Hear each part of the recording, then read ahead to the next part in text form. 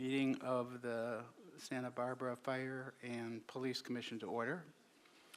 And Madam Clerk, would you call the roll? Commissioner Lapis? Here. Commissioner Jones? Aquí. Commissioner Dozer? Here. Vice Chair Hill? Here. Chair Herlinger? Here. Perfect.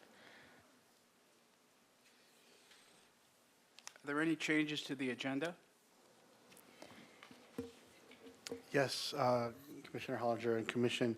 As you know from the agenda, this is a special meeting because this is not the normal time and place that you regularly meet. So I did notice something on the agenda where we have general public comment. For special meetings under the Brown Act, okay? For special meetings under the Brown Act, we can't give general public comment, but people can give public comment on the items on the agenda here. So we have an ordinance and a fire department update issue. So my advice is to move past the general comments. This is a special meeting, but people here, anyone in the audience, when we do have the items before you, can give comments on those items, just because it's a special meeting. And if there are any questions, please let me know. Well, I have two speaker comments, but I'm not sure what agenda items they wish to speak on. You know, we can you can ask that right now if you want. If you know the names, just read those names out right now. Okay. Rhonda Wheatley.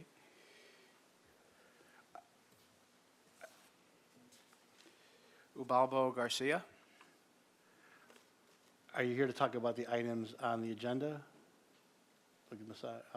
You know what we'll do? We won't do general public comment, and then Okay. we can recall those names again when we do the items coming up. Okay, the next item is the approval of the minutes from October 23rd. Do I have a motion to approve? Move to approve. Second that motion. Ready to speak, to vote?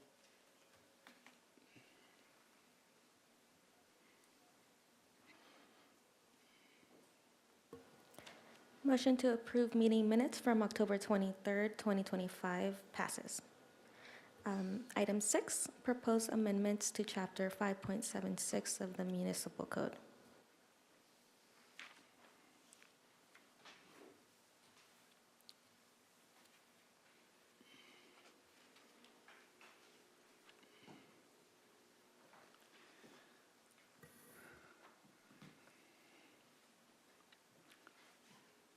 Good morning.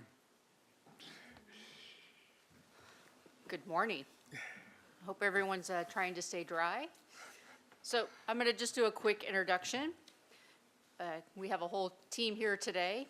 So first, Jocelyn, who is our police coordinator that oversees our permits and the processing of a lot of those items, is the one that's going to really drive the presentation today. Followed by Commander Miller, who oversees our investigations unit. So he will talk about the enforcement piece, which is where a majority of the enforcement takes place in concern to the massage establishments. I don't want to steal Jocelyn's thunder, but this is a long overdue update to our ordinance. This is not just coming up with a brand new ordinance. This is a really necessary update to the ordinance to make sure that we can provide the necessary public safety around our massage establishment. So with that, Jocelyn, it's all yours. Thank you, Chief. I am the police service coordinator that is currently reviewing these massage applications. Moving forward with the proposed massage ordinance, I will be the direct contact for those massage applications. So we'll go ahead and start our application. Here is our presentation agenda. Go to the next slide. Current massage ordinance. The current massage ordinance has been in effect since 1976. The ordinance language is outdated and does not comply with state laws as outlined in the California Business and Professions Code 4600. The operational standards for massage establishments are not clearly defined, and it does not ensure professional compliance of the massage ordinance. Next slide. The department recognizes massage therapy services as a valuable health and therapeutic service offered to the public, but unless properly regulated, the operation of massage businesses may be associated with unlawful activity. The purpose of the proposed massage ordinance is to provide orderly regulations for massage establishments and discourage the misuse of massage therapy as a front for human trafficking, prostitution, and related activities in violation with state laws. to provide orderly regulations for massage establishments, all in the interest of public health, safety, and welfare by providing minimum qualifications for the operators and practitioners of such businesses.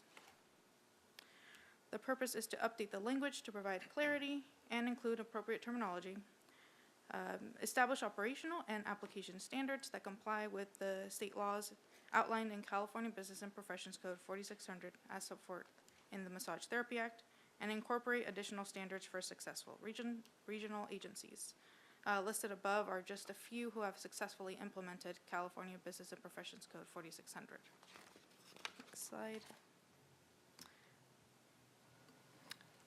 Good morning. I'm going to talk about the law enforcement priorities that we have when we're looking at these establishments and service providers. Obviously, as with everything, our priority always is public safety, both for the community and for the service providers themselves.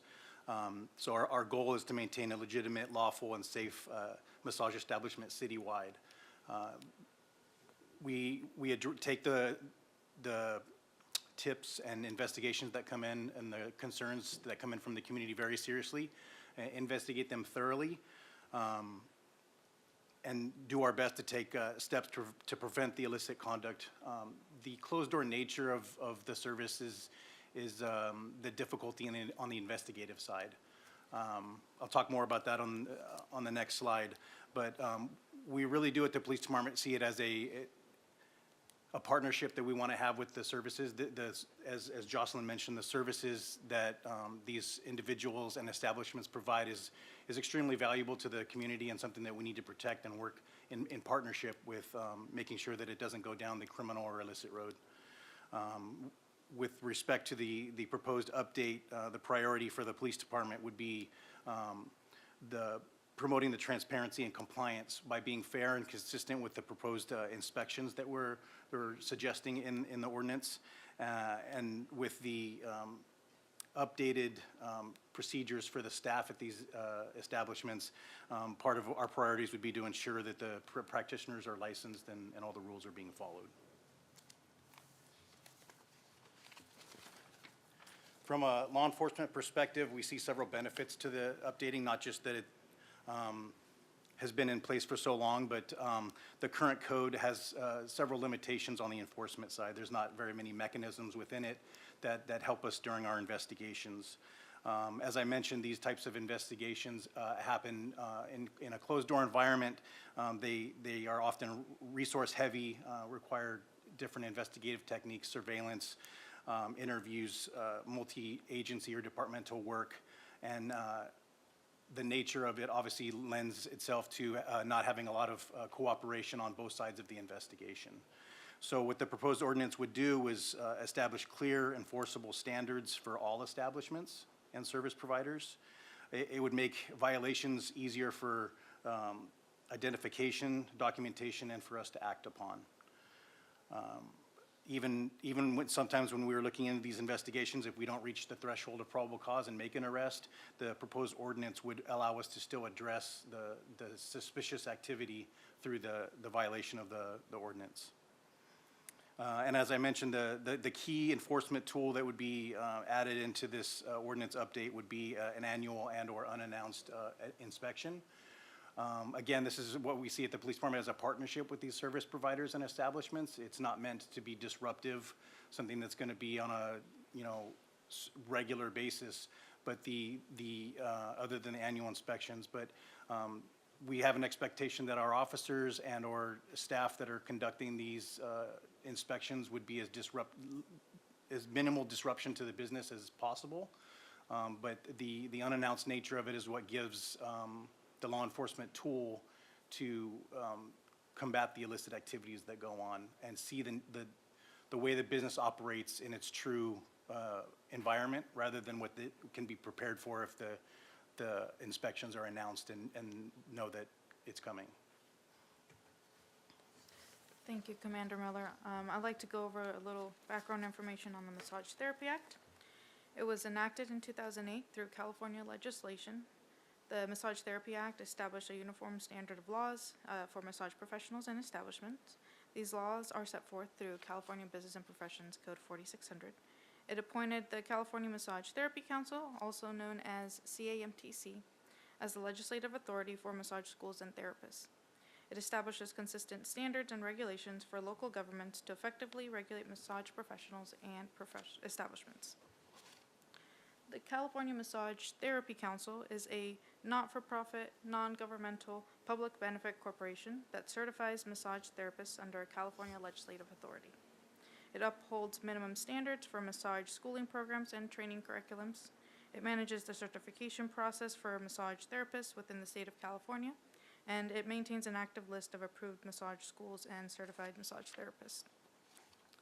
In the following slides, we'll go over changes to massage establishments and massage technician permits. Operational changes to massage establishments.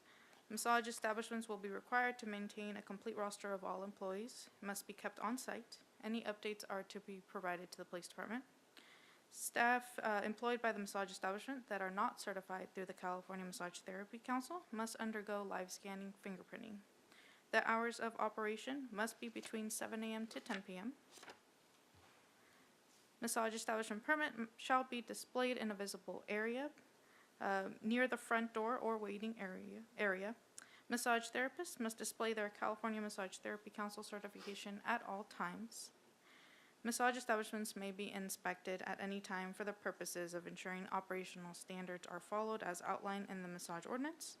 For home occupations, reasonable inspections shall be limited to the portions of the residence open to patrons. The massage establishment permit must be renewed annually. Massage establishment application process.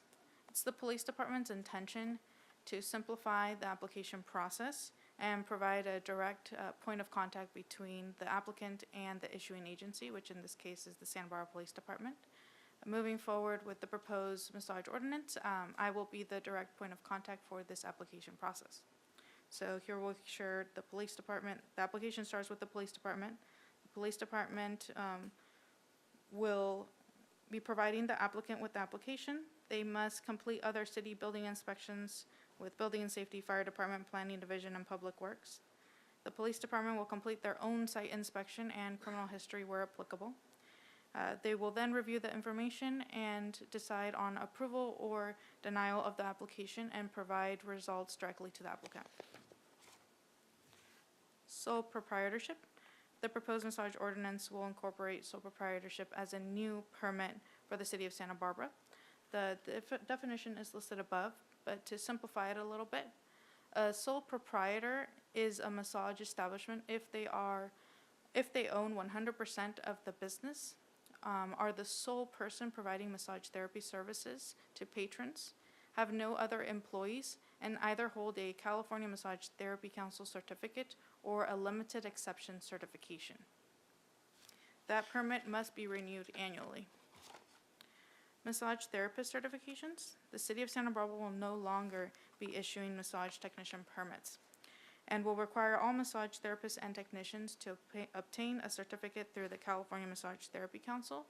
I'll be referencing in this slide and the next massage technician because that's the current terminology used in our current massage ordinance. Going forward with our proposed massage ordinance and to align with the California Massage Therapy Council's regulations, we will move towards the terminology massage therapist. So there will be a limited exception certification available for those who previously issued a massage technician permit with the city of Santa Barbara and are not currently certified through the California Massage Therapy Council.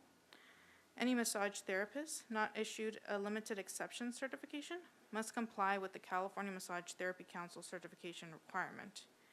The California Massage Therapy Council has their own fee schedule and requirements for the renewal of their massage therapist certifications. Massage Therapist Limited Exception Certification. So this limited exception certification allows massage therapists to remain in compliance with the massage ordinance until the new requirements are met. The requirements needed for this limited exception are evidence of working as a massage therapist or technician within the city of Santa Barbara.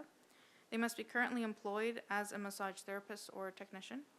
They must provide evidence of certification or proof of training from a school or entity that compares to the California Massage Therapy Council standards. They must remain in compliance with the proposed massage ordinance, and they must comply with the California Massage Therapy Council certification requirements by January 1st, 2028. Permit fees. Our proposed annual fees for massage establishments is $375. Our proposed annual fees for sole proprietors is $275.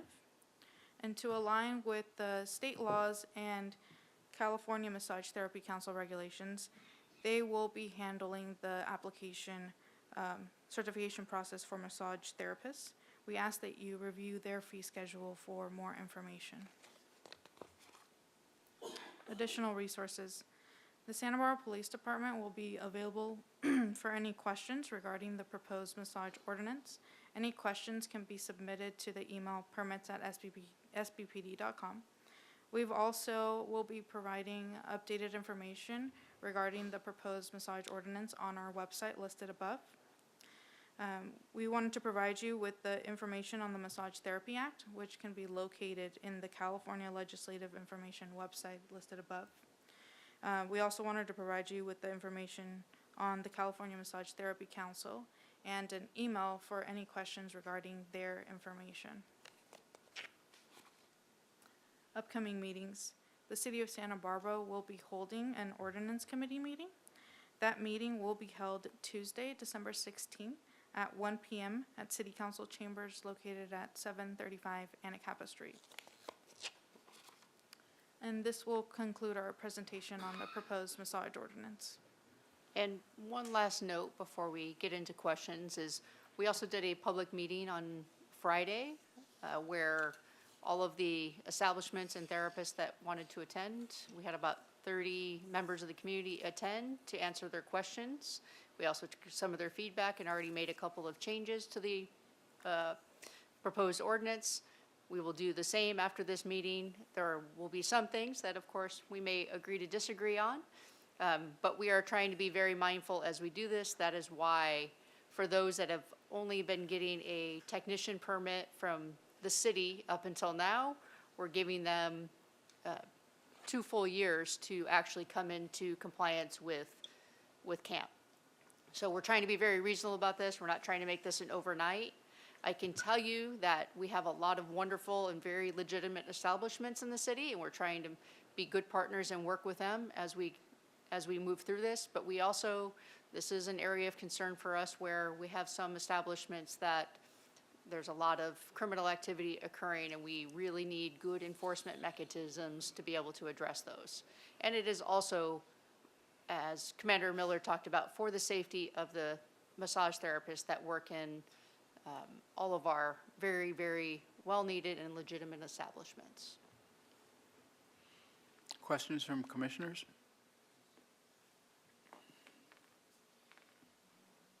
Commissioner Hill?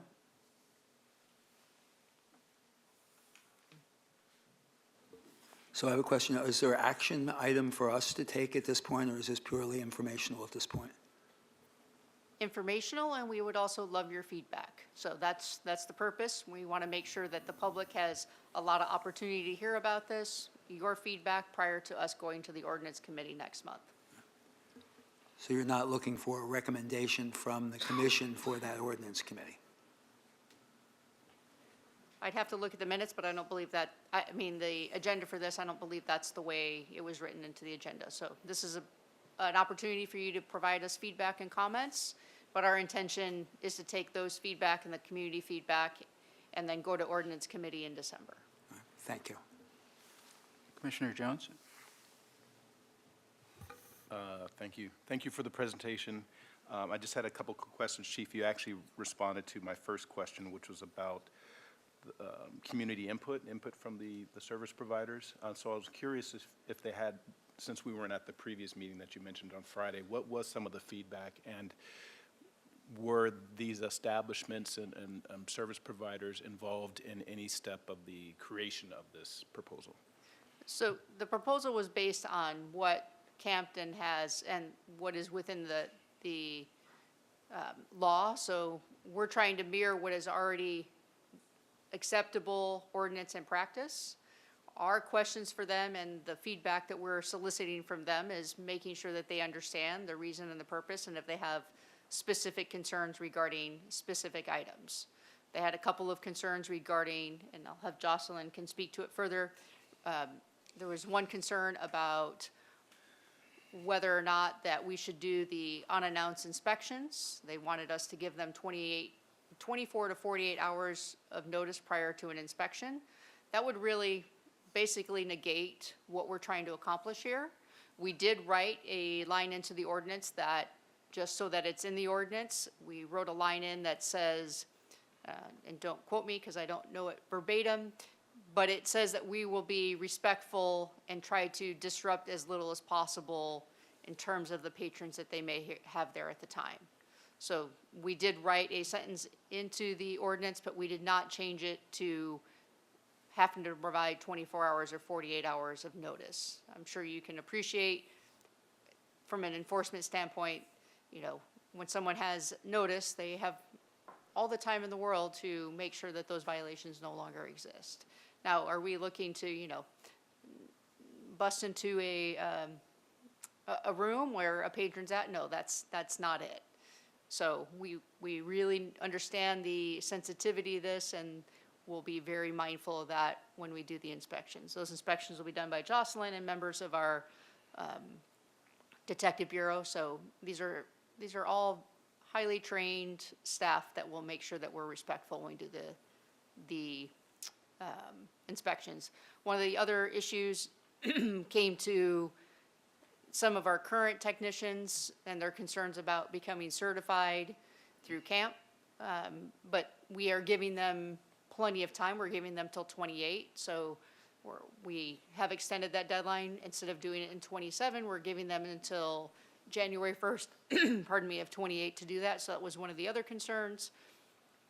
There was a concern in terms of the fee, but that fee is based on what our costs are. This is not a for-profit fee. This is a legitimately getting what it costs us to do the inspections back as part of the fee. And we're not going to be the ones charging any of the therapists a fee.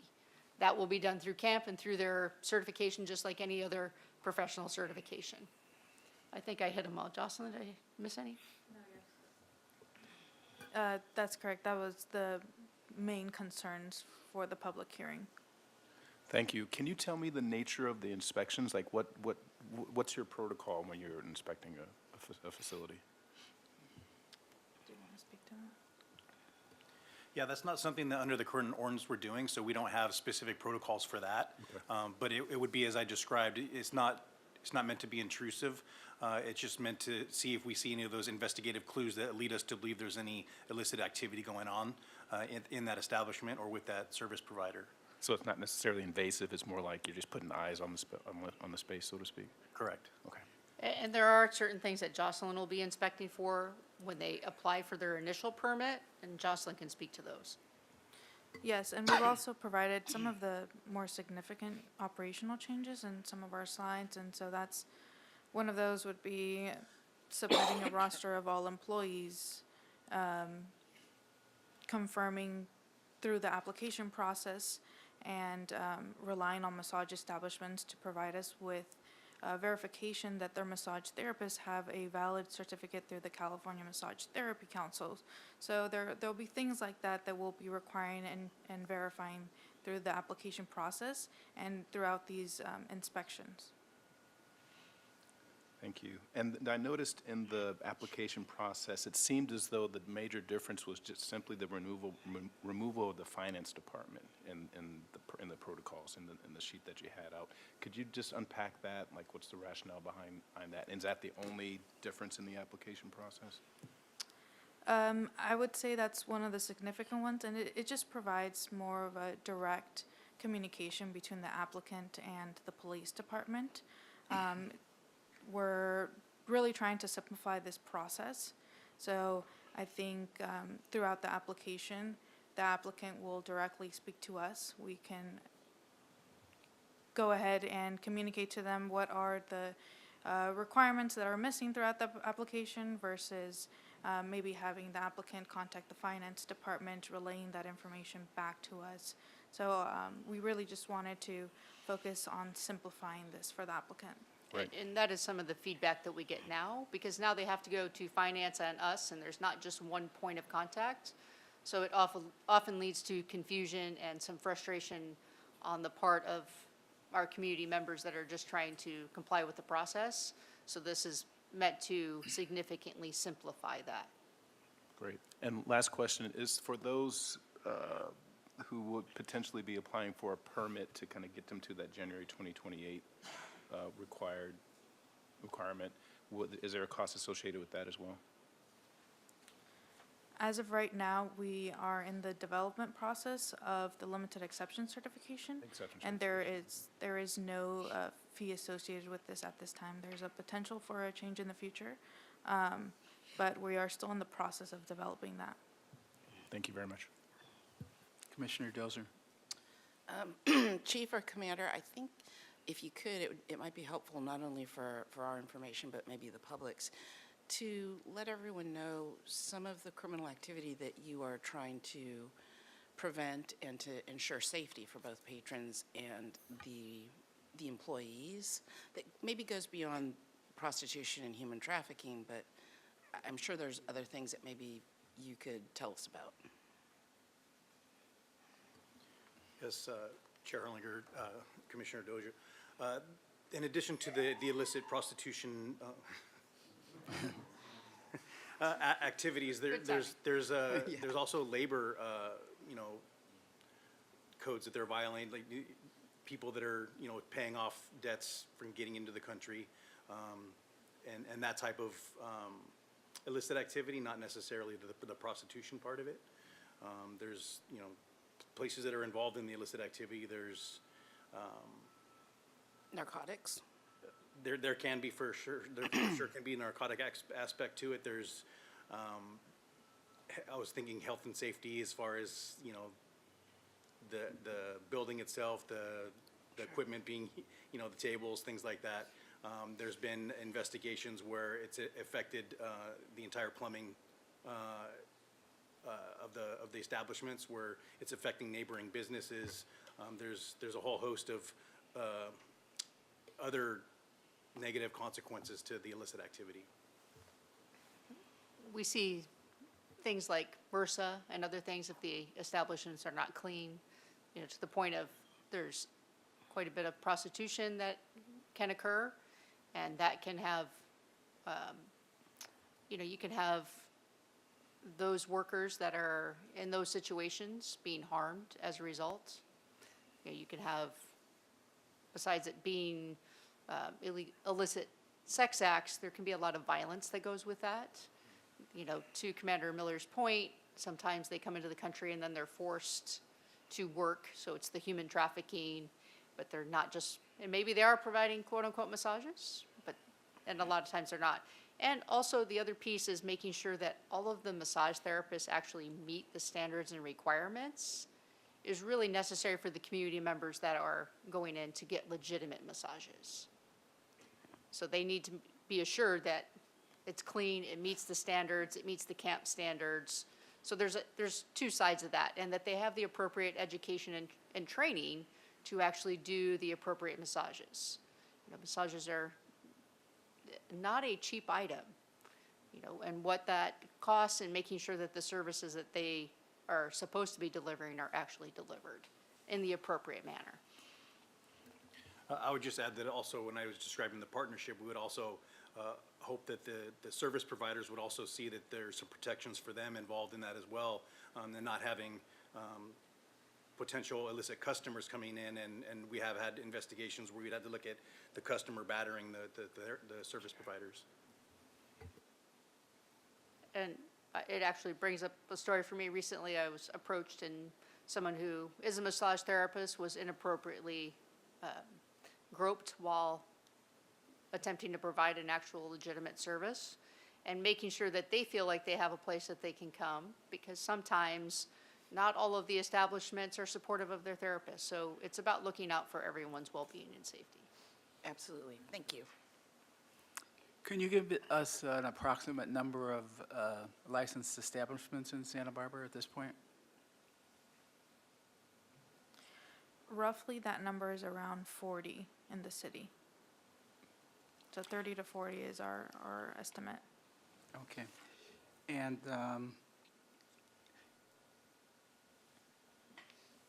explain a little bit more about the timeline. So when were you thinking that the application process would start? This still has some time to go. So Okay. we want to make sure that we have plenty of time for public comment. We want to make sure that we're presenting it to you, to ordinance. It will then have to go to city council, and then once city council hopefully approves it, then we have to wait the 30 days for enactment, and then we'll make sure that we're working in partnership with the application process and rolling it all out to it. But we don't have a specific date because we want to make sure, if we get a lot of feedback that we need more time, we want to make sure that we have the appropriate amount of time to work through this. This is not something that we're trying to do yesterday. We've spent a lot of time working with the city attorney's office, looking at what other agencies have done successfully. So this has been a thoughtful process, and we'll continue to make sure that it's thoughtful, so. Okay. Commissioner LaPaz? Thank you. Just very quickly, I'm curious how different are the regulations around chiropractor services and physical therapy? Other than, of course, I think the hours may be different. The services of a chiropractor and physical therapy are regulated as medical services. Those are regulated differently than what Okay. massage therapy is regulated as. Thank you. I saw city attorney on my list. Thank you, Chair Hollinger. Just really briefly, it goes to the chief's point as well as Commissioner Hill's question. As the chief correctly stated, the agenda item doesn't have an action component to it as a presentation. However, as the police department has consistently done and will do here so as well, we will take your comments. So when we do go to ordinance committee, who do have the purview to review and make edits to the ordinance, they will see the input from community, from the commission as well. So there's an important purpose here today. Okay. Madam Clerk, are there any online? Chair Herlinger, we do not have any online public comments Okay. or in-person public comments. Okay, thank you very much for your presentation. Move on to the next agenda item. Item Hold on. We missed, sorry for that. We need to open, we need to open a public comment if there's anything in here in the chambers. Do we open that up? Yes. Is there any public comment? And Chair Herlinger, there's a request to speak slips in the back room. So if you could just put your name and hand those to me as you come up, that would be great. Thank you. Sorry for the abrupt interruption. Okay. Maybe you can start with the two slips you have, and people who need a hand, any other people can hand them to Ms. Anderson for that. And then if you need to, after you close public comment, if you want to open up for deliberations, discuss, to give any points on the ordinance for the police department to take to ordinance committee, that would be appropriate. Thank you. Sorry for the interruption. on that. Ribaldo Garcia.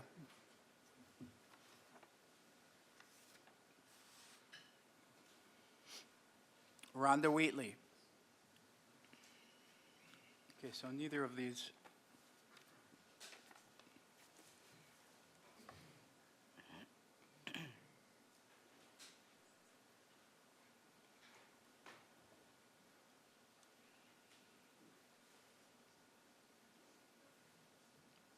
So if we can have the next person that filled out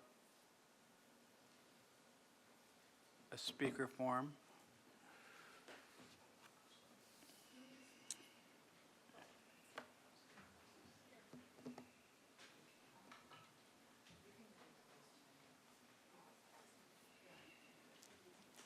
Okay, thank you.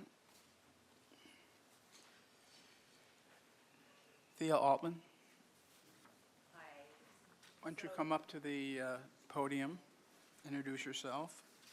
Hi, my name's Thea. I've been a licensed massage therapist here. I went to school in 81, so that it's going to take some doing to get transcripts because the schools are no longer here. Some of my main teachers have died. It's been a long time. And so I didn't get the CAMTC. But what I'm wondering is, can we still get a business license now? It said on there that the city would not be issuing licenses. You know, it's my livelihood.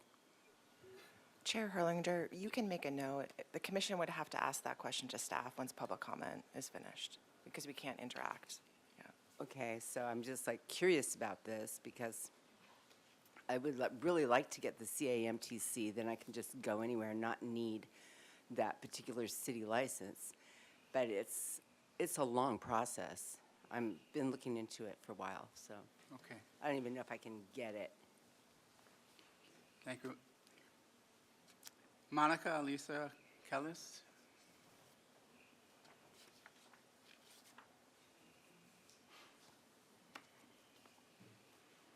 Hi, I want to thank you. I am from Monica, and I am from Essence Med Spa.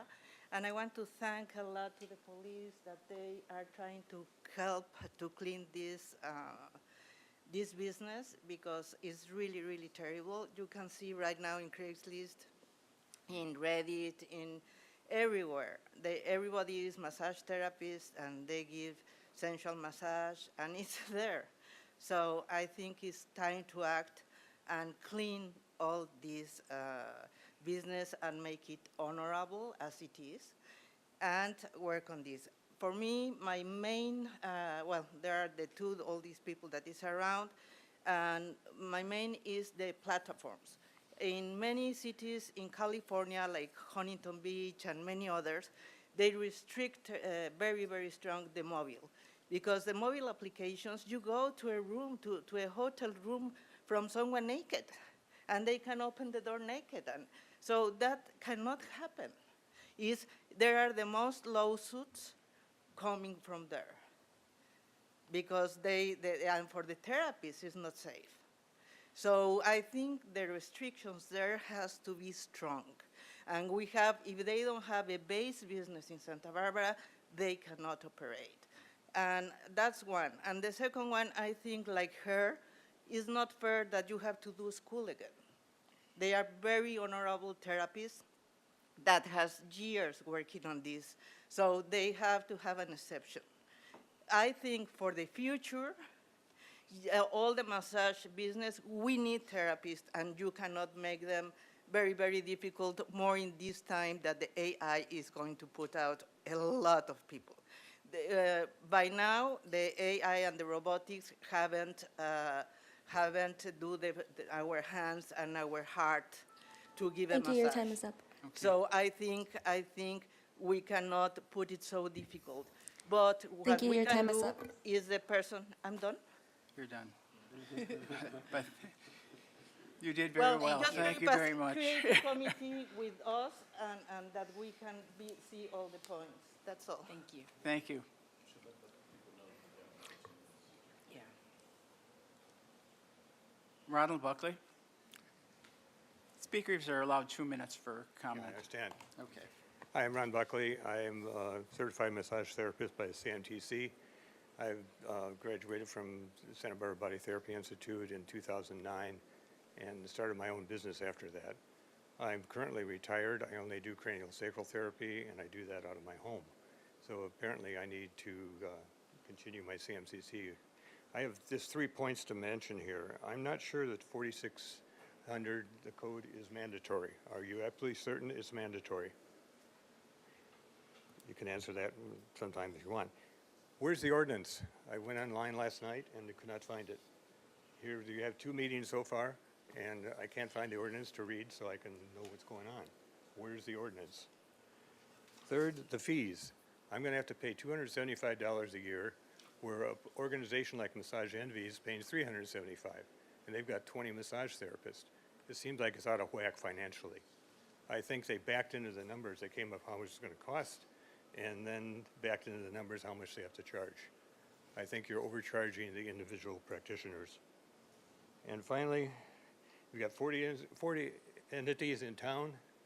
How many of those do you suspect are actually acting illegally? And it seems like you're taking a sledgehammer to solve a problem that really doesn't exist. You could resolve it with the existing resources. It seems like it would take me and one officer a couple days to figure out who's not performing well and who doesn't have certified massage therapists on their staff and who has illegal people, illegal immigrants and so on, or other problems. I think there's enough laws in place now for you to handle this. You haven't been handling it over the years, and suddenly you wake up and decide you have to do something, and you're creating this huge ordinance, which doesn't seem necessary. Thank you. Thank you. Commission, just for the benefit of the public, if people go to, they can Google the Fire and Police Commission, their website, the agenda's attached, and after the agenda, included in that packet is the ordinance as well. Katie Mickey.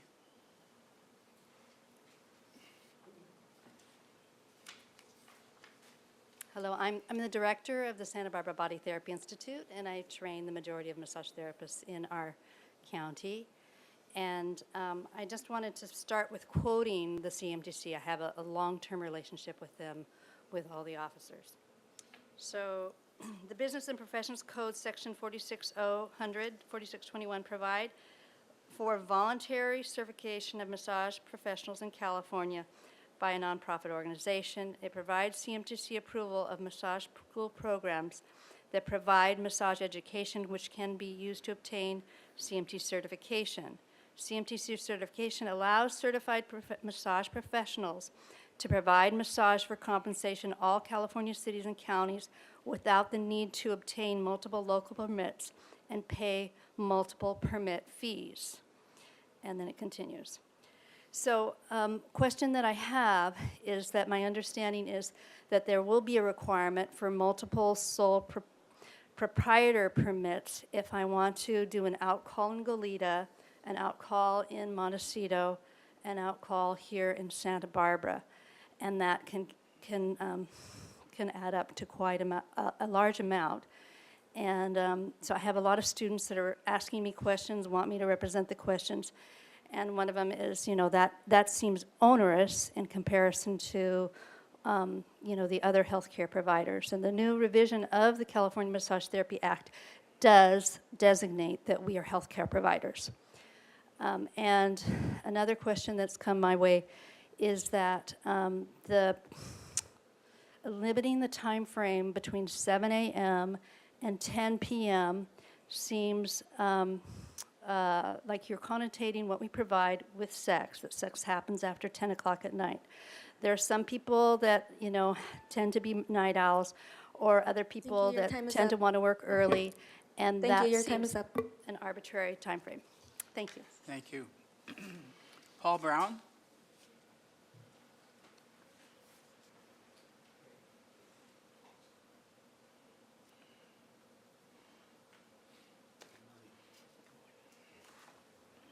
My name is Paul Brown, and I'm a craniosacral therapist, strictly a craniosacral therapist.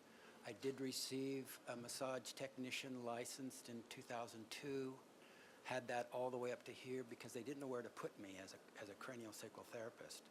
But I'm representing some of the craniosacral therapists in town that are strictly craniosacral therapists in town. And we have a national certification board for therapeutic massage and body work with a provider number. And I want to know if that's something that's legal with this. Does that make sense? And I want to know who to talk to about this particular situation. We can share that contact information at the end as well. Okay. It's important that we as craniosacral therapists who have nothing to do with massage get really clear that we can perform our services and not be impeded. Thank you. Thank you. Sarah Lozer?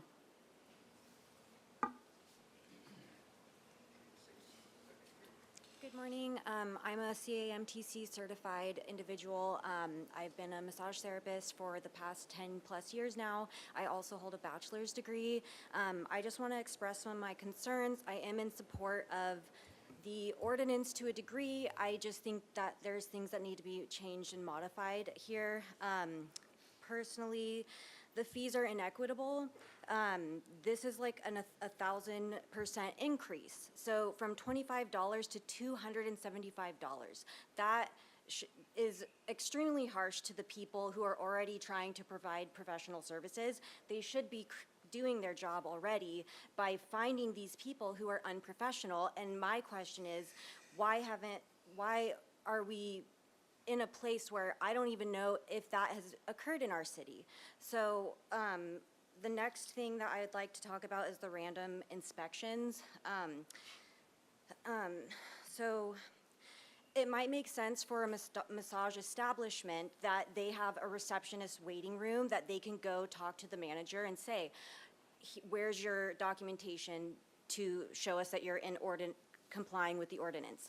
Sole proprietors do not have that. We have a single office, and so it would disrupt client privacy and therapeutic value of the massage if they were to just come and knock on our door and we have to pause our session. So at least for sole proprietors, it seems that there should be an amendment to where they do need to notify us at least 24 hours in advance. Nobody's hiding anything. The people who are, they will do their job and find out who those people are. But for the professionals, we deserve that courtesy. And real briefly, section 46031, local government shall impose and enforce only reasonable and necessary fees and regulations on massage businesses and massage establishments in keeping with requirements of existing law. Thank you. Being mindful of the need Okay. to protect legitimate business owners and massage Thank you. Your time is professionals, up. particularly sole proprietors. Thank you. Thank you. Janet Cross?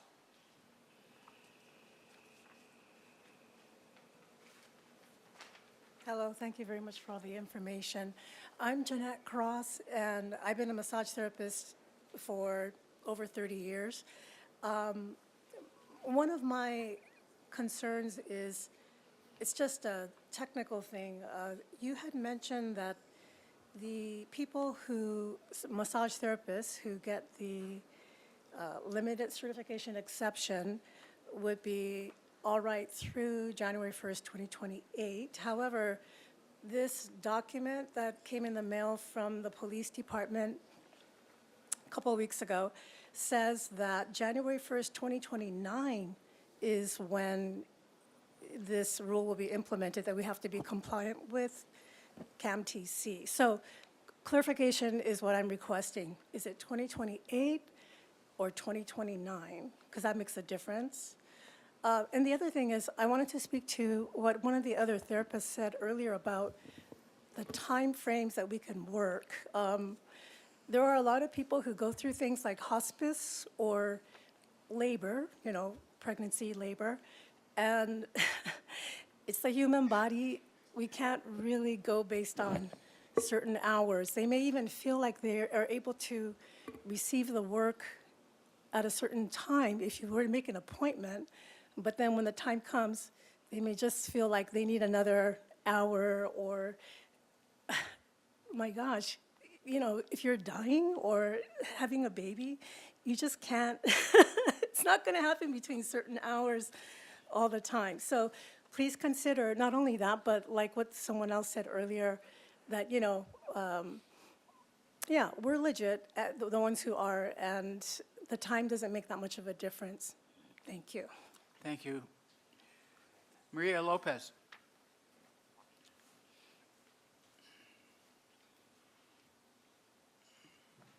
Good morning. Thank you for holding this type of meetings. I want to start saying that I am a technician with the city of Santa Barbara. I've been a massage therapist for the past 3 years. And I am deeply offended by the fact that the people that spoke are alluding to the illicit practices of massage therapy, and we're not in the same category. We are professionals. We are people that went to school and get certified. And so to put us in that category, it's really very offensive. And then I also want to support the arguments of Ron, where the fees are too high. 300% increase is not doable for somebody who owns their business. I would consider to look into more and studying the increase of fees to businesses that are bigger than us, like Miramar, like the Ritz-Carlton, like the Baccara. And then also to say the ordinance 4600 is not a mandatory to have these kind of certification in California. And then the last thing that I want to say is that, let's see, that there should be a consideration of grandfather permits to existing practitioners. Thank you.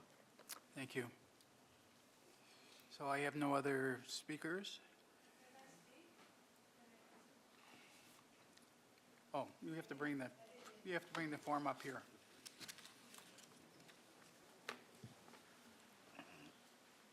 Well, you can just go ahead and introduce yourself and begin. Yeah. Hello. My name's Colin Silverman. I got a city permit back in '96, and I have been practicing under that for 29 years now. I run an establishment that is not spa related. It's more along the lines of physical therapy. We're working on people with acute and chronic pain problems, mobility problems. We work very closely with certain orthopedic surgeons, certain physical therapists refer to us, and this sort of thing. And what I find is that I feel like I'm getting pushed into the direction that I'm somehow associated with illicit spa behavior.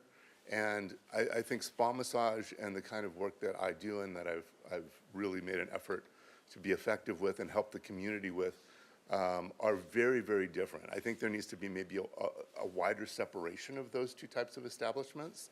And there are many different types of massage.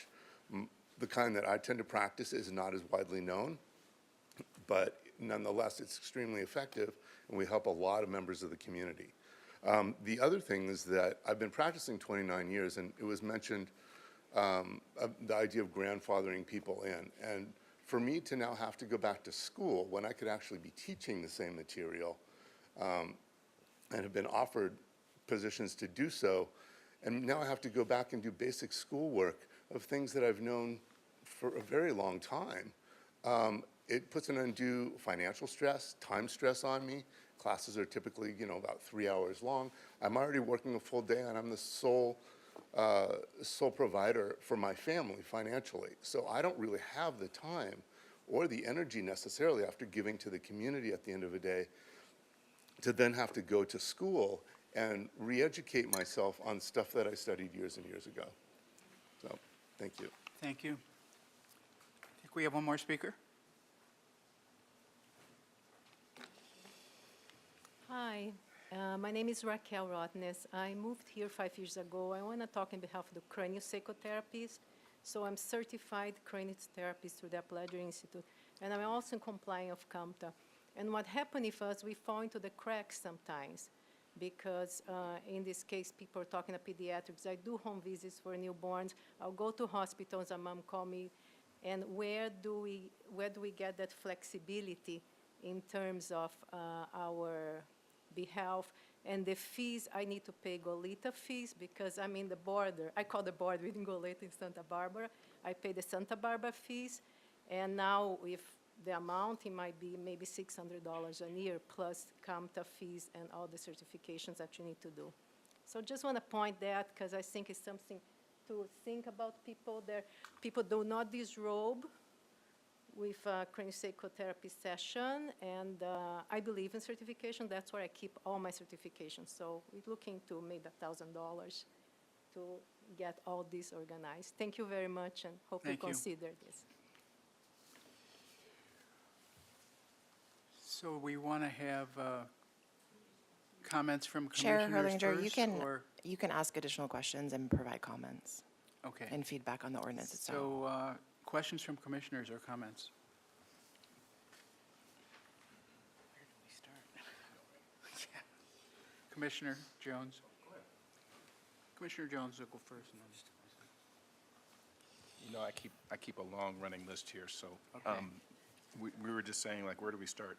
So There was for one of the first, thank you all for coming, first of all, really, really appreciate it. One of the first questions was about the opportunity to get a business license instead of this. So I'm going to try my best to kind of run down the questions that were posed by the community to then reflect back so that they can hear the responses. I'm not sure of the mechanisms of that, but that was one of the first questions that was posed. What I will say about that is having a business license is separate from the actual requirements for massage. Okay. I think that, let me give you a general answer to that. I think the feedback today is very helpful. We can certainly go back and talk about the questions in terms of the sole proprietor, the amount for sole proprietor. I know I'm going to probably butcher the craniosacral therapist. I think that is really helpful information for us. We can go back and certainly see if we can address that in the ordinance and where that falls. So that's why we're doing this. Nothing has been voted on or set in stone, so we certainly can go back and look at that piece. We can look at the cost for the sole proprietorship piece. I understand the concerns about, the inspection, but, we have to have enforcement mechanisms. So typically an unannounced inspection would become because we got a complaint. So there's got to be a trust between us and the therapist that we're not just looking to, bust into someone's home or bust into a room just for the purposes of doing that. Those unannounced inspections would come because there is a complaint at that particular. But without that, we don't have the enforcement mechanism. So, like I said, I think all of the feedback today is really helpful. I think we can certainly go back before we go to ordinance committee, make sure that we have our fees, make sure that we can address some of the issues with sole proprietors. We can actually, as Jocelyn referred to, the limited exception, we can certainly talk about. We've gone back and forth on the date a couple of times where at what point we're, going to make them all compliant, whether that is 28 or 29. So there is definitely room for us to go back and make some adjustments, and we would be happy to have another public meeting and make sure that everyone that's here today is notified prior to us going to ordinance committee to make sure that all the concerns and questions are answered. So that is one of the reasons that we're taking the extra step to be here before we go to ordinance, along with the community meeting that we already had. And Chair Hildinger, Commissioner Jones, too, to just elaborate, it's a very understandable confusion when we talk about business tax. It's actually called a tax certificate. It's about $25, $35. It's not a regulatory license, right? It's all businesses have it. People, for example, some people think with, well, I have a tax certificate for vacation rental, so that allows me to do such a thing. No, it's not regulatory. It's very basic. A license is different than a tax certificate, which this would be. And usually the costs are reflected administratively. The cost to run the program for the city, it can't exceed more, otherwise then it would be a tax. So that is usually based on the internal cost, the programming, the issuing the license, everything else. And so that's why there is a difference. What is current in place, a tax certificate, is a totally different issue as well. So how we equate costs and how the city comes up with that, with anything in general, is usually based on what is the cost to provide that service that we're doing and put it on that place. Thank you, and thank you, Chief. So I'll just, well, first let me just say, I assume good intent from all parties, so I just want to acknowledge that we're a community here. I know we're trying to do right by each other, so I can understand that sometimes these could be a little bit dicey. But just for the record, I wanted to say, there was a comment about an exception for longstanding practitioners. I appreciate you responding to that, Chief. The sole proprietor exception or grandfathering in for existing proprietors. I was also concerned about the fees. Is there consideration for some sort of sliding scale? So, for example, it had just occurred to me that I parked in the 75-minute spot, and I'm going to get ticketed, I'm pretty sure. But so had I just gone and paid my $3, that'll be fine, but now I'm going to end up paying $40. So, for example, right, and so you can ask that. So, for example, for those folks who violate, for whom there is like if I violate the parking code, I'm going to pay more. So, would that be a possible consideration in terms so that individual fees that folks have to pay doesn't have to be so exorbitantly high as we've heard here, but you put that on the folks who perhaps have, if therefore is a violation. Well, the violation, if they had a violation, they would pay a separate In addition. administrative. So, but we're certainly happy to go back and look at the sole proprietor fees based on the feedback. So we hear that loud and clear. Thank you. And Linda just sent me a note about the hours. He was on a roll, so I wanted to keep going. We It's the certainly coffee, can, it's the we coffee. certainly can go back and see if there are ways to carve out some exceptions for the hours. Okay, thank you. I think I've said enough. Commissioner Hill? So I'm encouraged by the chief's suggestion that all this be considered to some extent, and there may be some adjustments and changes that are necessary. That's the whole purpose of public comment, is to be able to get that kind of input and to be able to make distinctions that perhaps we didn't think about in relationship to this industry and its various components. I was definitely also concerned about the number of comments that said that the code section 4600 was voluntary, not mandatory. There are 3 people who asked that question, and we didn't get that issue dealt with. I have to express some frustration. I could not get the complete ordinance. Even today, in front of me, I don't have the complete ordinance. I'm a lawyer. I tend to be able to read these things, and I was only able to read the preliminary page on the materials that I've got. I'm sure that's not the complete ordinance. I just got purpose and intent, page 1, and page 2 goes on to the Santa Barbara strategy reports. I think that it's just a copying issue. But let's make sure that the ordinance is well publicized after it's re-massaged. I hearken to the same things I think we all felt, that there may well be an appropriate basis for grandfathering. There may be an appropriate basis for long-term practitioners who have not, someone who's been working here for 25 years and has never received a complaint might well find themselves in a different category than a shop that's just opened as a spa. I also am sensitive to the suggestion of the people who are in this profession, which has now apparently been, according to somebody, designated a healthcare profession, that are we indeed blanketing an entire industry for a problem that could be more effectively monitored in a different way? And I don't obviously have an answer for those questions, nor do I ask you, Chief, to have an answer at this point. But, you know, sometimes enforcement mechanisms that try to cover everybody carry a lot of weight on people who have no need for enforcement. And that's the thing that I think to think about. I noted that you said people are not going to come in to an establishment unless there's a complaint. Well, how about that being a prima facie reason for inspection? And so if a complaint has been lodged, then an unannounced inspection makes a lot more sense than if we're just simply going down a checklist and saying, well, this time we're going to check these people, this time we're going to check that people. That feels a little bit like what some other organizations are doing, of simply saying, well, if you're Latino, we're going to check you out. If you're a massage therapist, we're going to check you out, maybe is not the appropriate approach. That's all for consideration by the professionals, but that's my initial feeling. We appreciate the feedback, and like I said, at the end of public comment, we'll take it all back, and before we go to ordinance, we'll make sure, and like I said, if we need to have another meeting with the massage therapist, we're happy to do so. And like I said, in some cases, there just may be items that we, hopefully we can find common ground on all of them. But the enforcement piece, we're here because we don't have the tools that we need, and we're not trying to do a blanket, but we are also trying to take an ordinance that, came from 1976 and really bring it up to the standards of 2025. So, there will be some angst with the changes, but we are by no intention saying that the industry is a bad industry. In fact, quite the opposite. It is really, really needed, and we need to make sure that we have, all the things and all the tools to allow those that are legitimate businesses to thrive.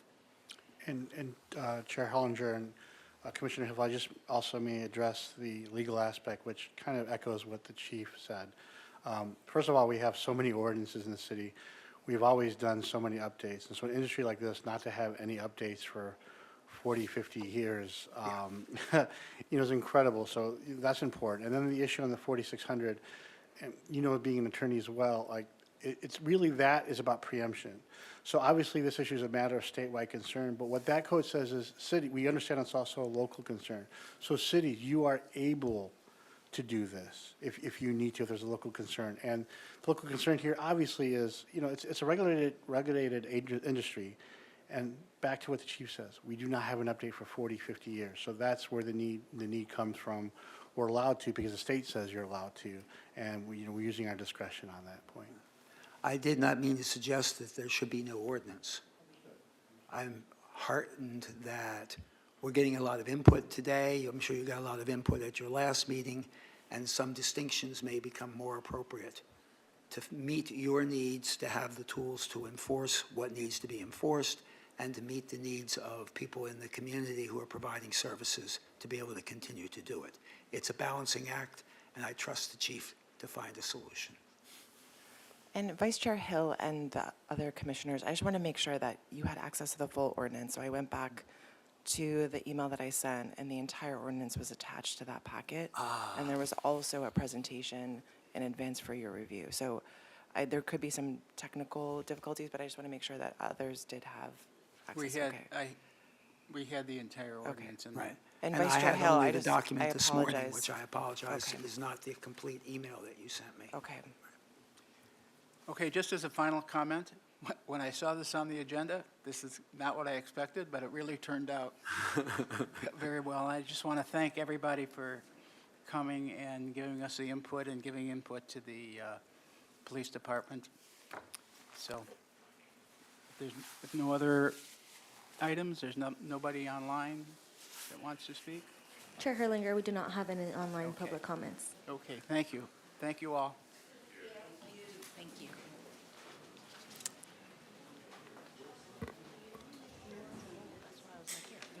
Because I thought it would probably be on your list too, but I was like, hey, remember this one?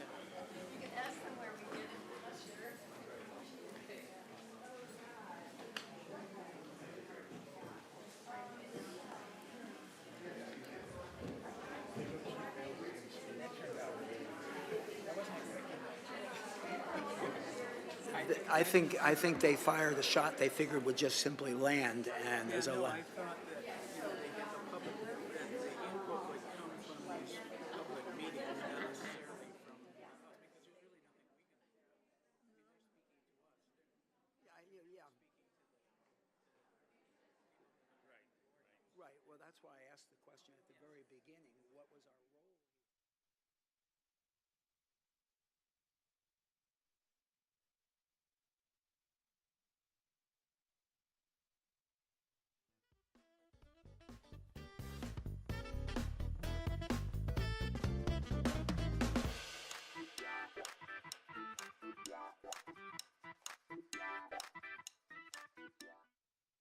if we could, The fire chief's right there. Gavel. if we gavel. could Where's your move our gavel? conversations There's that, to the there's that wonderful outside. device there that you get to use once in a Yeah. while. Moving on to item 7, preview of Santa Barbara Fire Department Standards of Cover Study. Chair Herlinger, I just want to make a note. So we are at a special time today. We have a planning commission meeting after this. This is going to be a lengthy presentation. Please capture your questions as we go through. We may have to continue the item for discussion at a later time. So I just want to forewarn you that we're up We're running out of against time. another critical meeting that's also televised and live streamed. Okay, you have 2 minutes. Talk fast. For this very comprehensive and thorough study. Good morning, Fire and Police Commissioners. My name is Kelly McAdoo, City Administrator, and for those I haven't met yet, I'm happy to be here this morning. Very excited to bring this presentation to the Commission for review. Chief Males will give some background on this, this evaluation that has been going on for several years now. Also want to introduce Riva Feldman, who has been helping the chief with putting together kind of an implementation schedule. Riva is the former city manager of Malibu and now does a lot of work in the emergency preparedness space, and I'll let her introduce some of her background if she wants to do that. And I just wanted to share, you know, in addition to coming here this morning, we have also sat down with the union leadership to share this presentation, and then we also did 2 separate presentations to the entire fire department covering the topics in the standards of coverage study and sort of what our next steps will be. So we're, from here, we'll take this to the city council and really appreciate your input and feedback as we go through this really important update for the fire department. So with that, I will turn it over to Chief Males. Good morning, Commissioners. Chris Males, your Fire Chief. Pleasure to be here. Happy to be here. This is a big day for the fire department. As Ms. McAdoo said, you're seeing it before City Council. They will see a similar presentation. Of course, we'll take your feedback today, and we may make some changes before we daylight it to Council. But before I begin, I want to acknowledge some people that are in the audience. I have a number of the fire department command staff here. Division Chief Brian Fetterman, there's 3 battalion chiefs, our fire marshal, and as Ms. McAdoo acknowledged, Bob Kendall, our union president, is also here. So this is an exciting day for all of us. We appreciate you spending some time with us, and we'll try to get through it as quickly as we can. Riva, did you want to say anything? Go ahead. Thank you. Good morning. Riva Feldman. As Kelly mentioned, I'm the former city manager for the city of Malibu, spent 16 years in Malibu, led that city through numerous disasters from fire to flood to mudslides. And since I retired, have been working mostly in emergency preparedness, disaster response and recovery. I've helped with response and recovery for multiple mega fires, the 2017 Tubbs fire, the 2018 Woolsey fire, the 2020 Oregon fires, and since January of this year, I'm assisting with recovery in the Palisades and Eaton fire. And I help communities get prepared, not just for fires, but for disasters of all kinds. So looking at it from a different lens of having walked this with multiple municipalities, preparedness and thinking through is really important. So honored to be part of this team and happy to answer any questions after you've seen the chief's presentation. Thank you. Thank you, Riva. Let's look at the title of this before we dig into the details of it. Community Risk Assessment and Standards of Cover Study. Community Risk Assessment. This was the consultants specifically looking at Santa Barbara and what we face as a fire department and as a public entity, from the beaches to the mountains and everything in between. We looked at all of the types of emergencies that the city sees. They looked at multiple years of data to see what types of calls we have been responding to, which can be indicative of what we will respond to. And standards of cover, that's just a really cool term for a deployment analysis.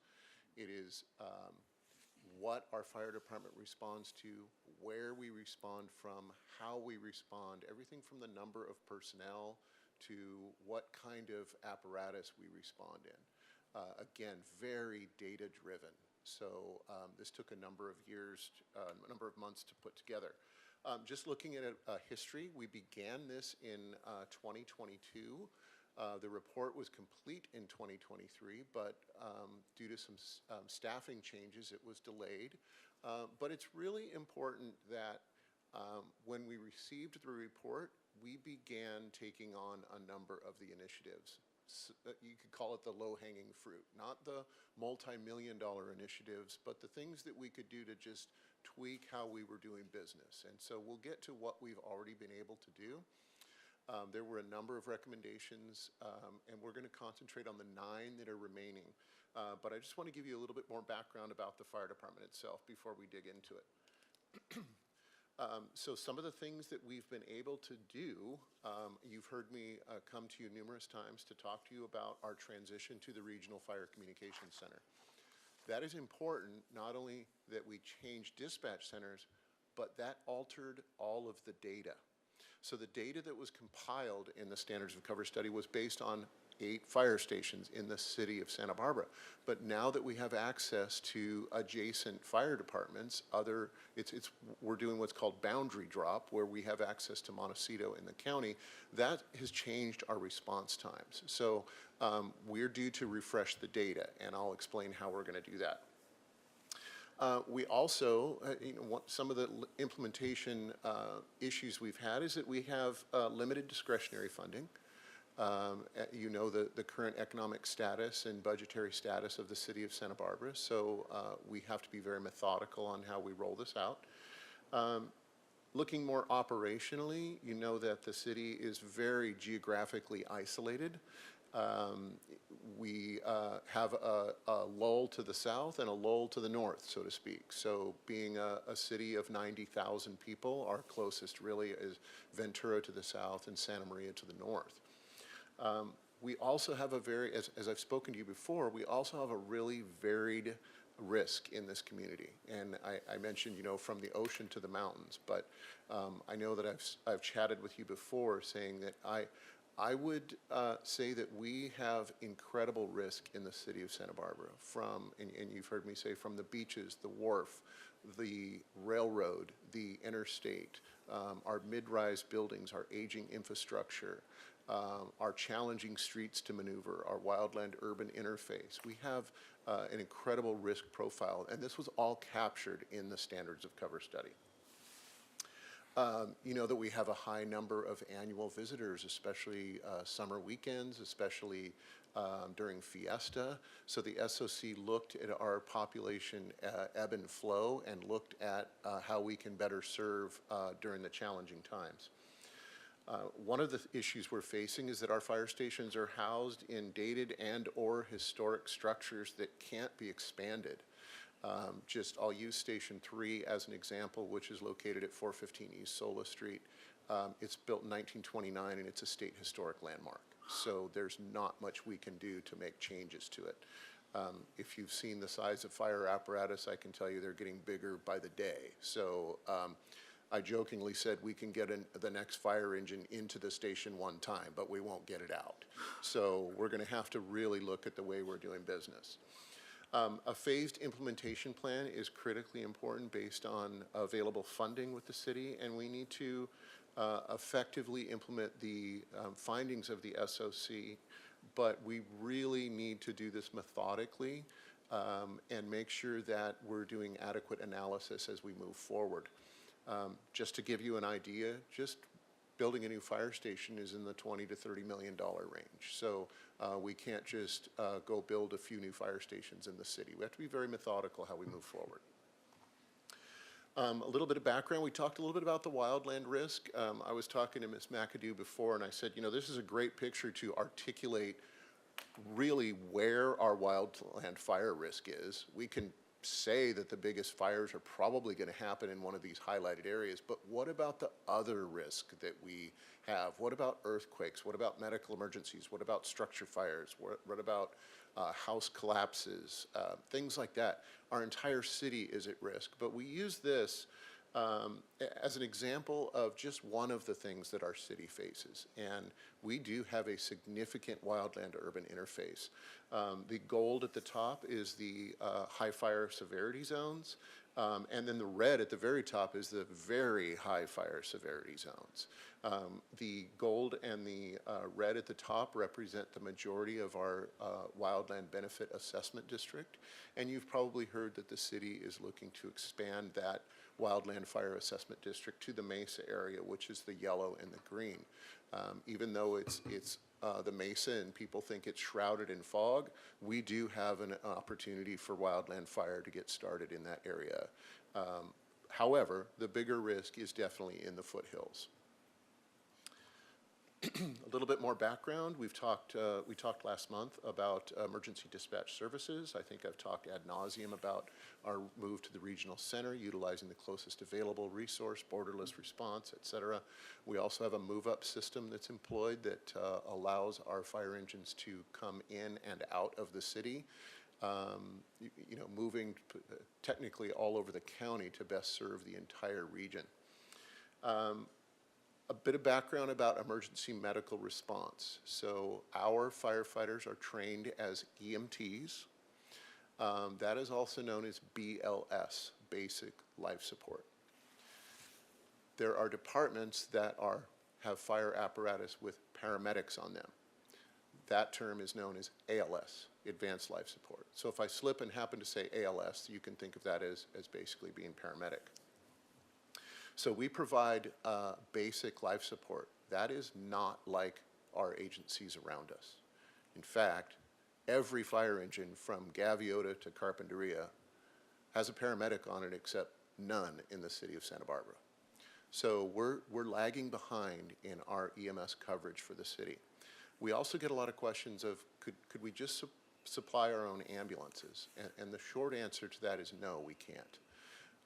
There was legislation that came through in June of 1980, 1797.201, and it's effectively known as 201 rights.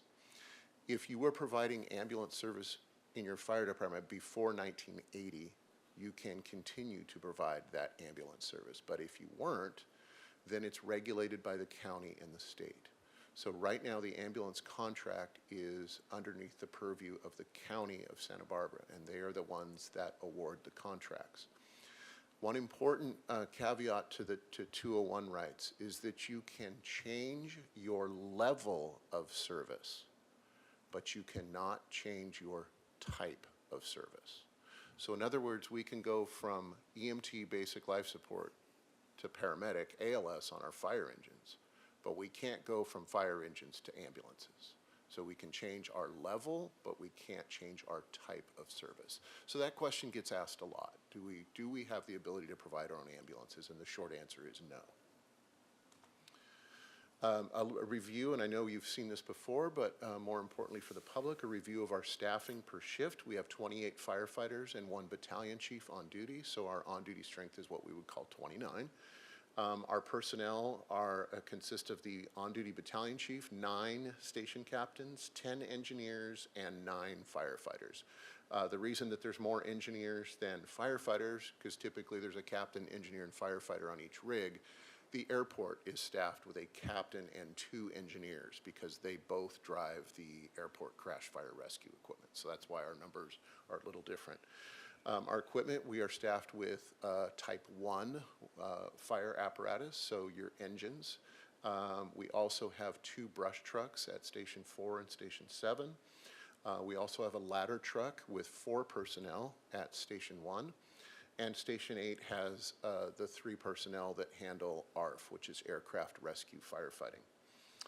The management of the fire department is divided among fire chief, operations division chief, a fire prevention battalion chief or fire marshal, administrative services manager, emergency services manager, and 4 battalion chiefs. For example, Stacy Rosenberger has provided you an overview of emergency management. That's her position, emergency services manager.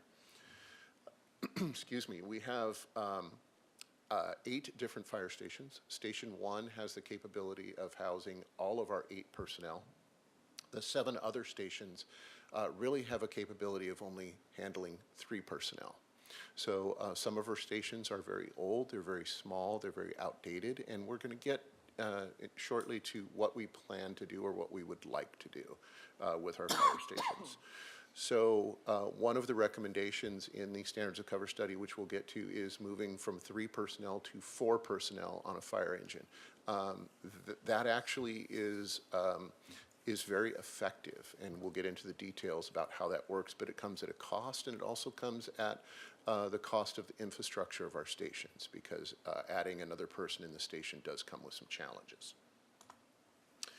The city does not have a comprehensive facilities improvement plan to renovate and expand or relocate our fire stations. Some of you may know, I've mentioned specifically Fire Station 7.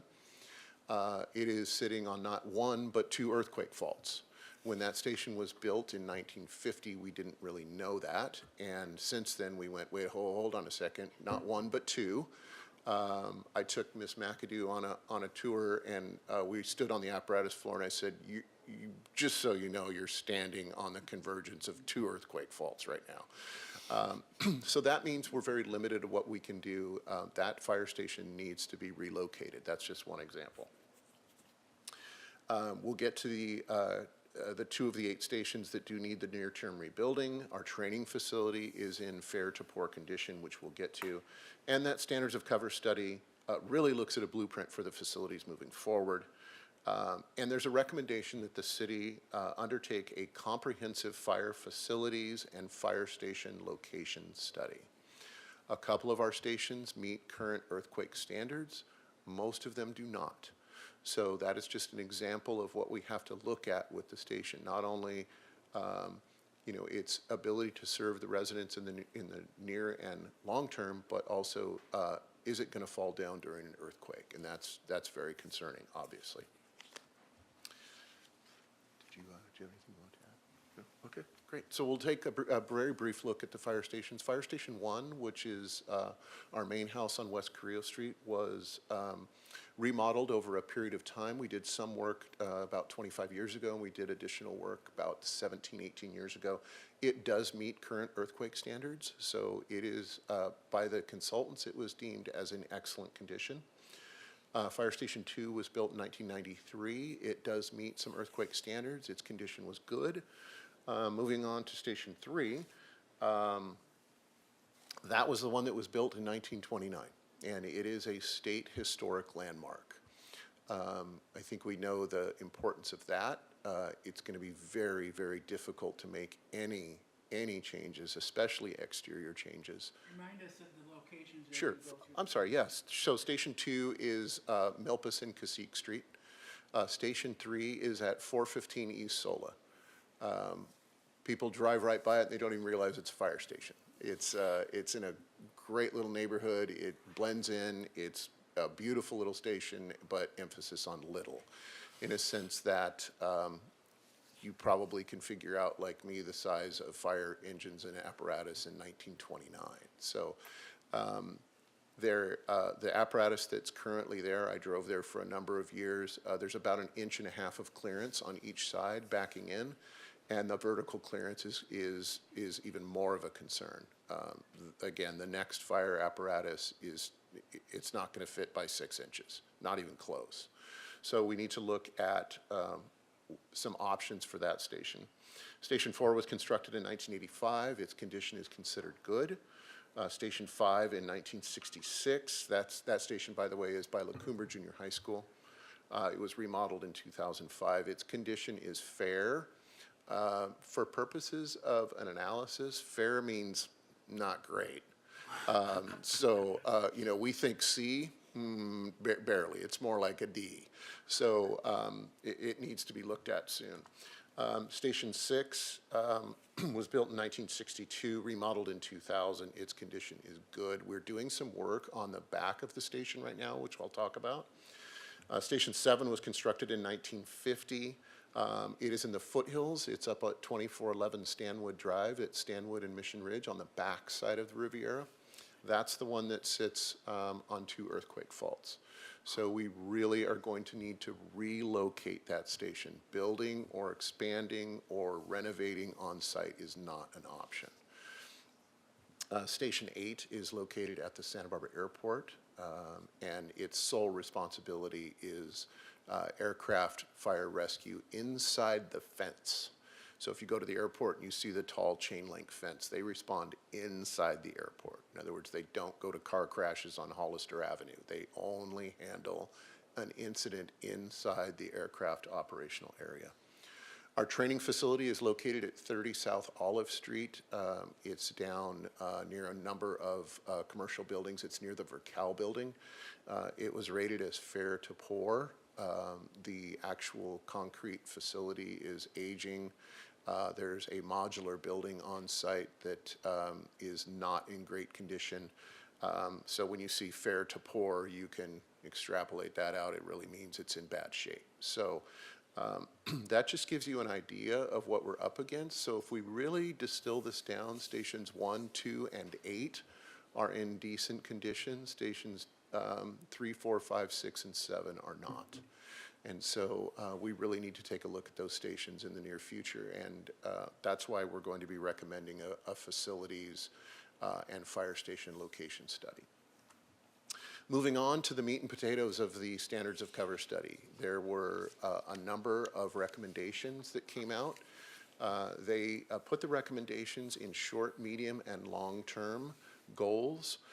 We're distilling it down into a level of importance, but also I want to tell you that some of the stuff has been handled, and so, or is in the process of being handled. So we're going to get into each one of these, but just to go quickly through it, they are recommending that we upgrade our medical, the provision of medical care from BLS or EMT to paramedic.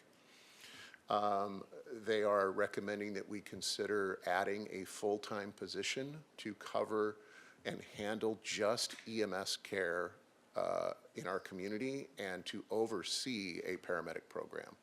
I'll get into more detail on that. They're recommending an additional administrative assistant position. That would really be best served in our training division. Working with the city to come up with a capital equipment and replacement program. Again, how to find, improve or find alternate sites for stations 3 and 7. They recommend additional public outreach in our community, especially in English and Spanish, and I'll be able to provide some information on that and tell you what we're already doing. Data analysis is always very important to the fire department. They recommend that we place greater emphasis on records management data and really looking at, again, our past calls as referencing what our future is going to be like. They are also recommending we add 1 firefighter per apparatus per shift, resulting in 4-person engine companies. And then last but not least, they recommend creating a community risk reduction plan. So there's all of them on one page, and now what we're going to do is get into each one in detail. But I'll pause for a second and see if Kelly or Reva have anything they'd like to answer, or input. You're good? Okay, great. All right, moving on. Okay, so the SOC provides a basic framework to upgrade services at the SBFD. To back up for just a second, this was a request I put in with Paul Casey, who was the city manager back in 2020. I expected that a consultant would come in and say, here's what you're doing well, here's what you're doing great, and here's where you could use some improvement. And I think that's the humility of the position, is to be able to say, let's have somebody take a look at this. I think we're doing okay, but let's let somebody take a look at this and maybe find some blind spots. And again, one of the blind spots, which we're going to talk about, is that the facilities plan, that we really didn't have a long-term plan to renovate and replace our facilities. So that's just one of them that was really kind of a blind spot in my mind. But again, it provides a framework for how we can move forward as an agency. Recommendation 1 is that we increase our level of service from BLS to ALS by putting paramedics on our fire apparatus. They did not get into the detail of how or where we should put them, and most importantly, they didn't provide any avenues for how we can pay for this, because it is an additional cost to have paramedics on fire apparatus. However, in speaking with the consultants subsequently and really looking at our industry, and there's plenty to look at. I'll start with the Central Coast. We'll start with, let's say, Paso Robles or San Luis. Pretty much every single fire department between Paso Robles and the California-Mexico border has paramedics, except for 3 that I'm aware of. That's us, Santa Maria, and Lompoc. Oxnard has 2 paramedic squads. Ventura has a paramedic on every fire apparatus. Santa Barbara County has a paramedic on every fire apparatus. It is the norm. It is the standard of care for a community. So it was a recommendation of the SOC, of course. How can we best do that? My personal opinion is that we don't need to put a paramedic on every fire apparatus. I don't think the call volume warrants it. And I think that if we were to eventually get to a paramedic on a few strategic apparatus that could respond not only in their district, but catch the district adjacent, then that's a good avenue. But one of my recommendations is that we start with a two-person squad. As you know, our fire engines, I've said, are getting bigger, they're getting heavier. They are responding to more calls. I mentioned in 1993 that I started, we were 5,500 calls. We're over 12,000 now in 2024. Moving large fire apparatus throughout our city for medical emergencies is time-consuming, and there's a lot of wear and tear on the apparatus. If we were to deploy a two-person squad downtown, what we would call it's in the industry known as a QRV, quick response vehicle. It can get around town a lot quicker than a fire apparatus can. It can get up to the mesa faster than the engine or the ladder truck can. And they're much more maneuverable and much more nimble. So that was actually my recommendation was, would it make sense to do this? It would be more expensive to add 2 personnel per shift, so that would be 6 personnel. But having that unit downtown is critically important for the call volume that's increasing, the development that's increasing downtown. The other issue is if we were to just put that paramedic on engine 71 that was running around town, you're really increasing their call volume, and you're now compromising fire apparatus coverage downtown. So if that engine was running up to the mesa, say, or out to the north end of town, you don't have a fire engine downtown. So one of the things that I've been very clear of is this should be an enhancement of services, not to compromise fire protection. So that's where that 2-person squad is important. The next one I would add is I would add a paramedic on engine 71 downtown so that when that paramedic squad was moving around town, we'd still have a paramedic downtown on an engine. And logically, that would be the first apparatus to move from 3 to 4 personnel. Because of the call volume, because of the complexity of emergencies involving, among other things, our mid-rise multi-story structures, our high density, et cetera, that's the most logical place to put it. And then we actually have a system that's been in place for a number of years where we have strategic stations or priority stations. Stations 1, 4, and 2 are our priority stations, and they're the last to be covered. In other words, if there's only 3 fire engines left in town, they're going to be in those areas. And those units are very strategically located that they could be moved around to handle EMS calls. But that's just kind of a flow of how over the next few years we can look at enhancing our services. Dovetailing on recommendation number 1, though, is recommendation number 2. We don't have the bandwidth at this point to manage a paramedic program. The provision of paramedic services comes with a lot of oversight, both internally and externally. It's bringing medications, including controlled substances, into the fire station, which comes with security issues and storage. There's a lot of oversight and quality improvement, quality assurance of having paramedics respond to calls, both internally and again externally. Calls are required to be reviewed to a greater extent.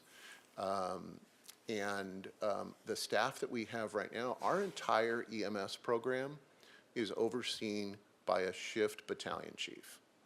So his primary responsibility is responding to calls and ensuring the safety, well-being of our community and the 28 personnel that are on duty. They all have staff responsibilities, but taking on an ALS program is just, we don't have the bandwidth for it. So this person would be most logically a nurse, someone with EMS experience, someone with high levels of knowledge of not only medical care, but also quality improvement, quality assurance.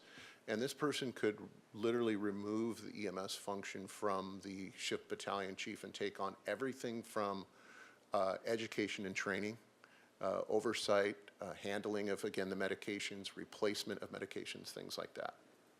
And again, we're running 8,700 EMS calls in the city of Santa Barbara. There's a lot of medical calls in this city. So it's definitely a full-time job. The third recommendation is bringing on an administrative assistant. I can just sum that up and say that I would love to plant an admin assistant in the training division. Our training division consists of 2 people, a battalion chief and a captain.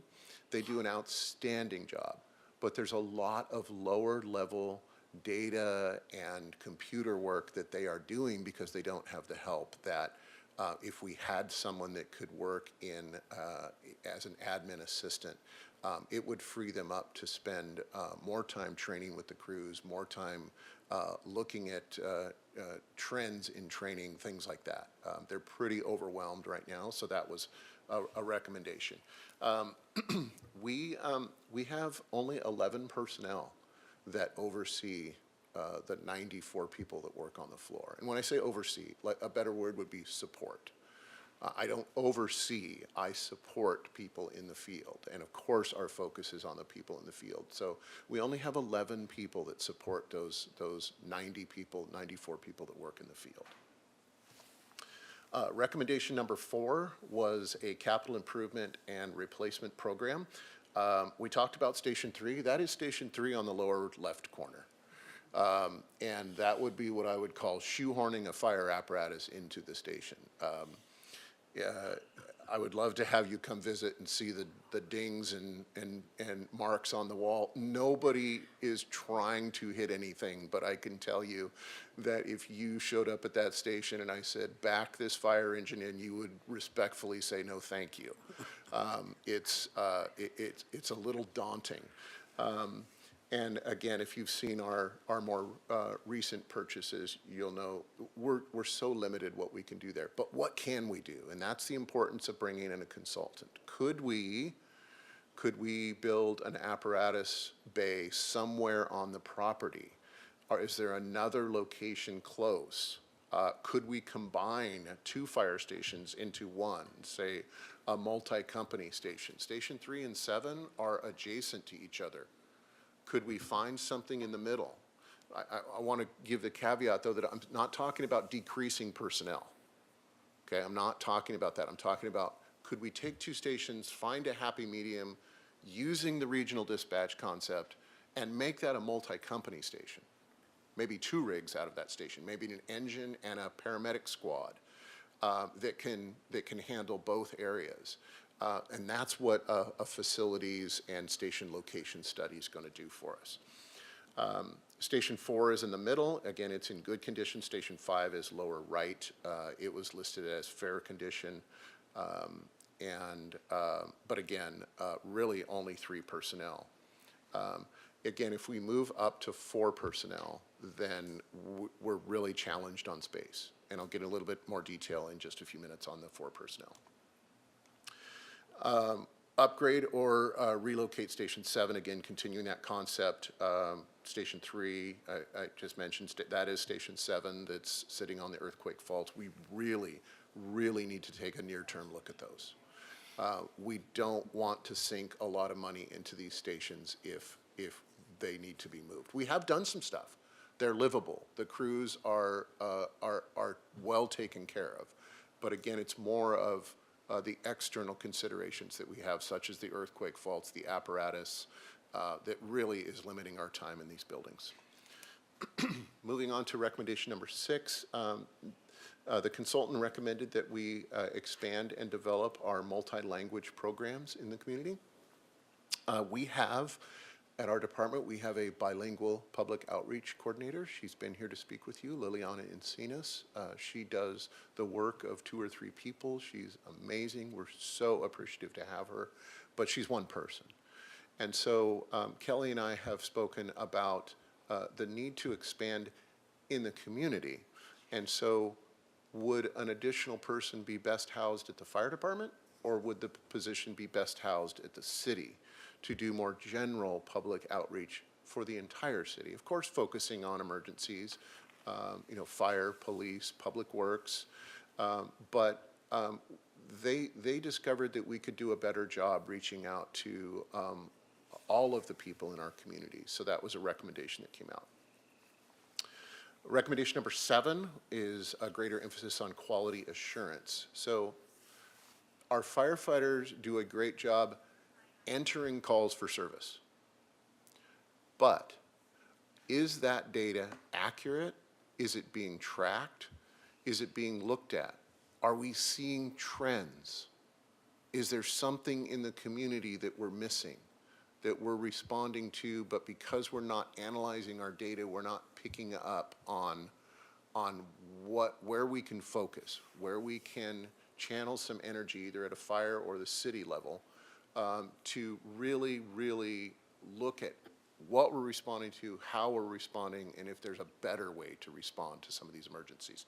That's just an example. Of course, there's things like typos down at a granular level, but we're talking about more of really looking at aggregately what we're responding to and looking at trends in not only our city, but also the fire service as a whole.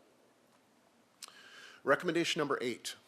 The SOC recommended adding 1 person per apparatus per shift to make 4-person engine companies. To give you an idea, that would be 21 additional personnel. So if you think 7 fire stations times 3 shifts, there's 21. So I'm excluding the airport. The airport's need to expand personnel is really based on FAA requirements. So it's not so much what the fire chief thinks, it's maybe not what the airport director thinks, it's what's required by FAA standards based on the indexing of the airport. So if we go to a certain number of flights, a certain number of additional aircraft, that could trigger a requirement for an additional person. So I've kind of left that out of the discussion, but downtown are 7 fire engines. They're recommending adding a person. Why? Why? What's important is that when firefighters are working on scene, we work in pairs. We don't Lone Ranger, we don't freelance. We are typically tied to another person, or sometimes we're tied to more than one. In other words, a 3-person engine company shows up, they can really only do 1 critical task at a time. But if you have 4 personnel, they can split and do 2 tasks at the same time. So the concept is that they can increase their efficiency by 50%. So it makes them more nimble, more able to handle the complexities of the scene. However, what consultants really look at is what is called effective response force. Not necessarily how many people per apparatus, but how many people total can you get to the scene in a timely manner. And that's right now what we're using to make sure that we get enough personnel on scene. So we're sending 4, to just say a structure fire, 4 engines, a ladder truck, and 2 battalion chiefs to a scene, and that gives us our what's called effective response force. However, their point is well taken that, again, we need to look at development, we need to look at the calls for service, the complexity, and we need to do a long-term analysis to decide when and how those personnel could be best deployed. And again, tying back in the facilities study, tough to put a 4th person in some of these stations because they're 3 bedrooms. And so we need to make sure that 4 personnel are adequately housed in each one of the stations. So it's going to require renovations, and that's what the facilities plan is going to look at. It does come with a price. It's going to be north, if we were to do every apparatus, it's north of $4 million to add those 21 FTEs. What's that? A year, thank you, per year. Yes, per year, sorry about that, appreciate that edit. And so, but how do we do that strategically? How do we do that over time? How do we do that so that the city can absorb the budget? Very early on, I said my recommendation would be to put that fourth person downtown on an engine because of they are approaching, that engine is our busiest. There's a term called unit hour utilization, UHU, and that engine is approaching 10%, meaning that of a 24-hour shift, it is on an incident 10% of the time.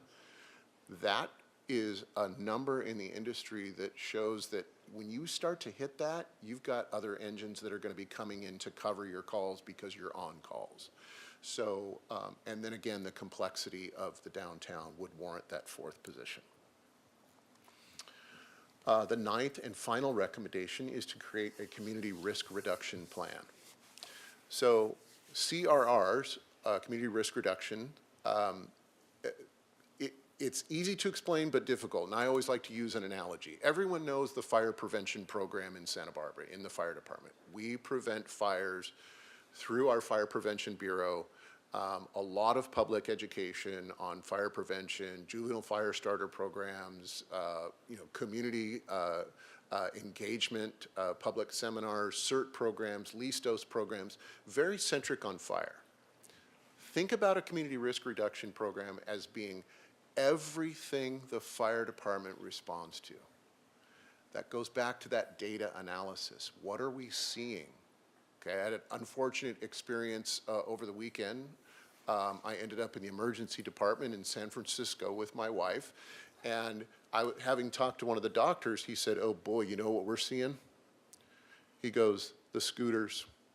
They started renting scooters, and they're seeing an inordinate number of head injuries in San Francisco from people renting scooters.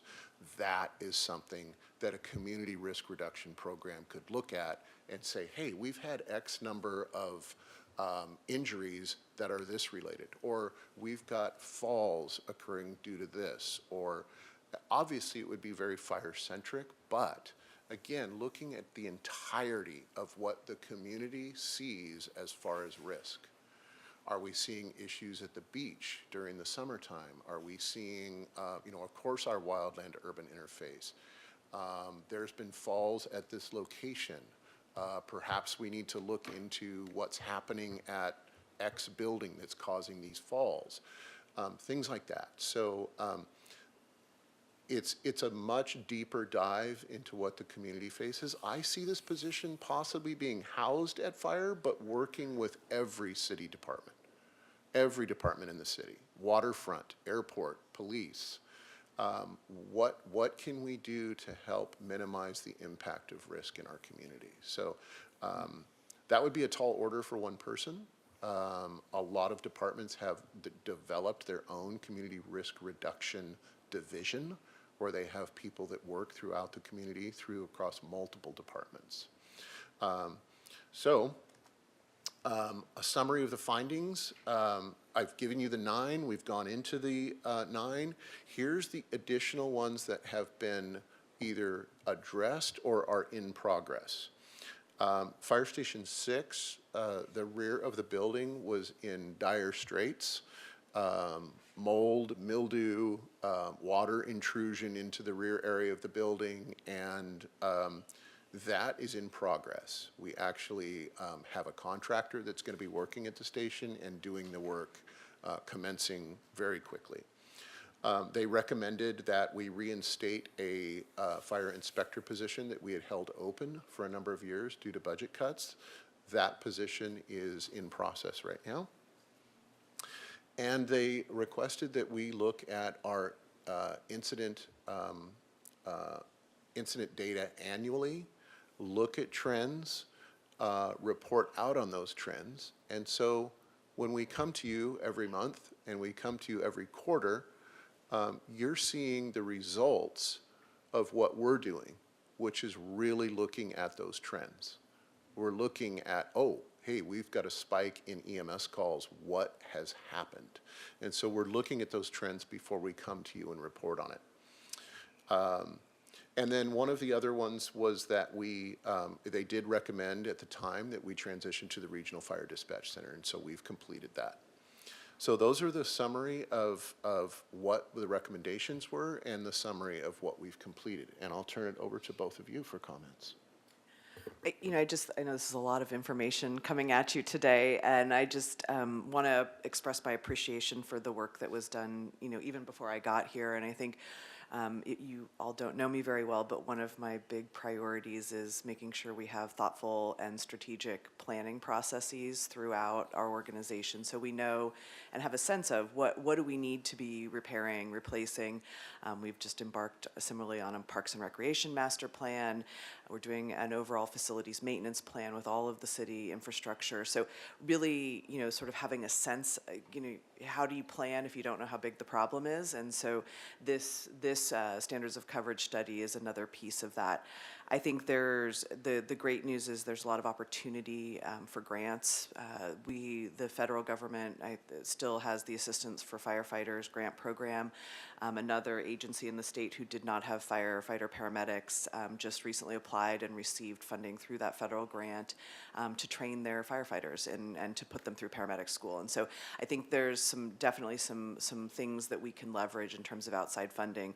I think the first and foremost for me is doing the facilities assessment and making sure our existing personnel are in facilities that are up to current standards and that address the needs in the community. So that'll be really our focus as we start implementation work, is really getting that facilities assessment and fire relocation study underway. And I'll let Riva add any other comments. Thank you. Yes, I just wanted to echo what both the chief and your administrator have said, that this is really something that is a strategic, big picture plan, which is a lot to digest. Really impressed with your city in the sense that you are looking long-term. It's a dynamic city. Things are fluid. Things are fluid in literally because it's raining, but also because, in emergencies, things change, and what we knew 10 years ago is different than what we know now or what we have to respond to. And so keeping in mind, we always do think of the fire department as fire-related, but there's so many other things that they need to consider, like development and what your city will look like in 10 years and the needs of the city. So just keeping that in mind, that having creative solutions and the fact that your chief can look at it that way and say, well, we can't do all of this right now, but what would be a way to get started on this? And maybe it doesn't even work for us, but let's try it. I'm really, supportive and encourage that type of thinking. And then just wanting to make sure that the one thing that you do take away today, this does comment on a lot of what could be deficiencies, but this department and this city is in actually amazing hands and is well prepared in the event of a disaster. I work all across the country in communities very similar to this. I've been working in Maui for the last 2 years, a lot of similarities, in terms of the geographic isolation, and I just really want to commend your department and your chief that you are in incredible hands, and even with, an old station that dates back to 1929, those folks are in good hands. They are well prepared, and you have a robust mutual aid system in place. And so if something is to happen, even with all these things that need to be improved, you are in good hands. So I just want to make sure that it's something you keep in mind.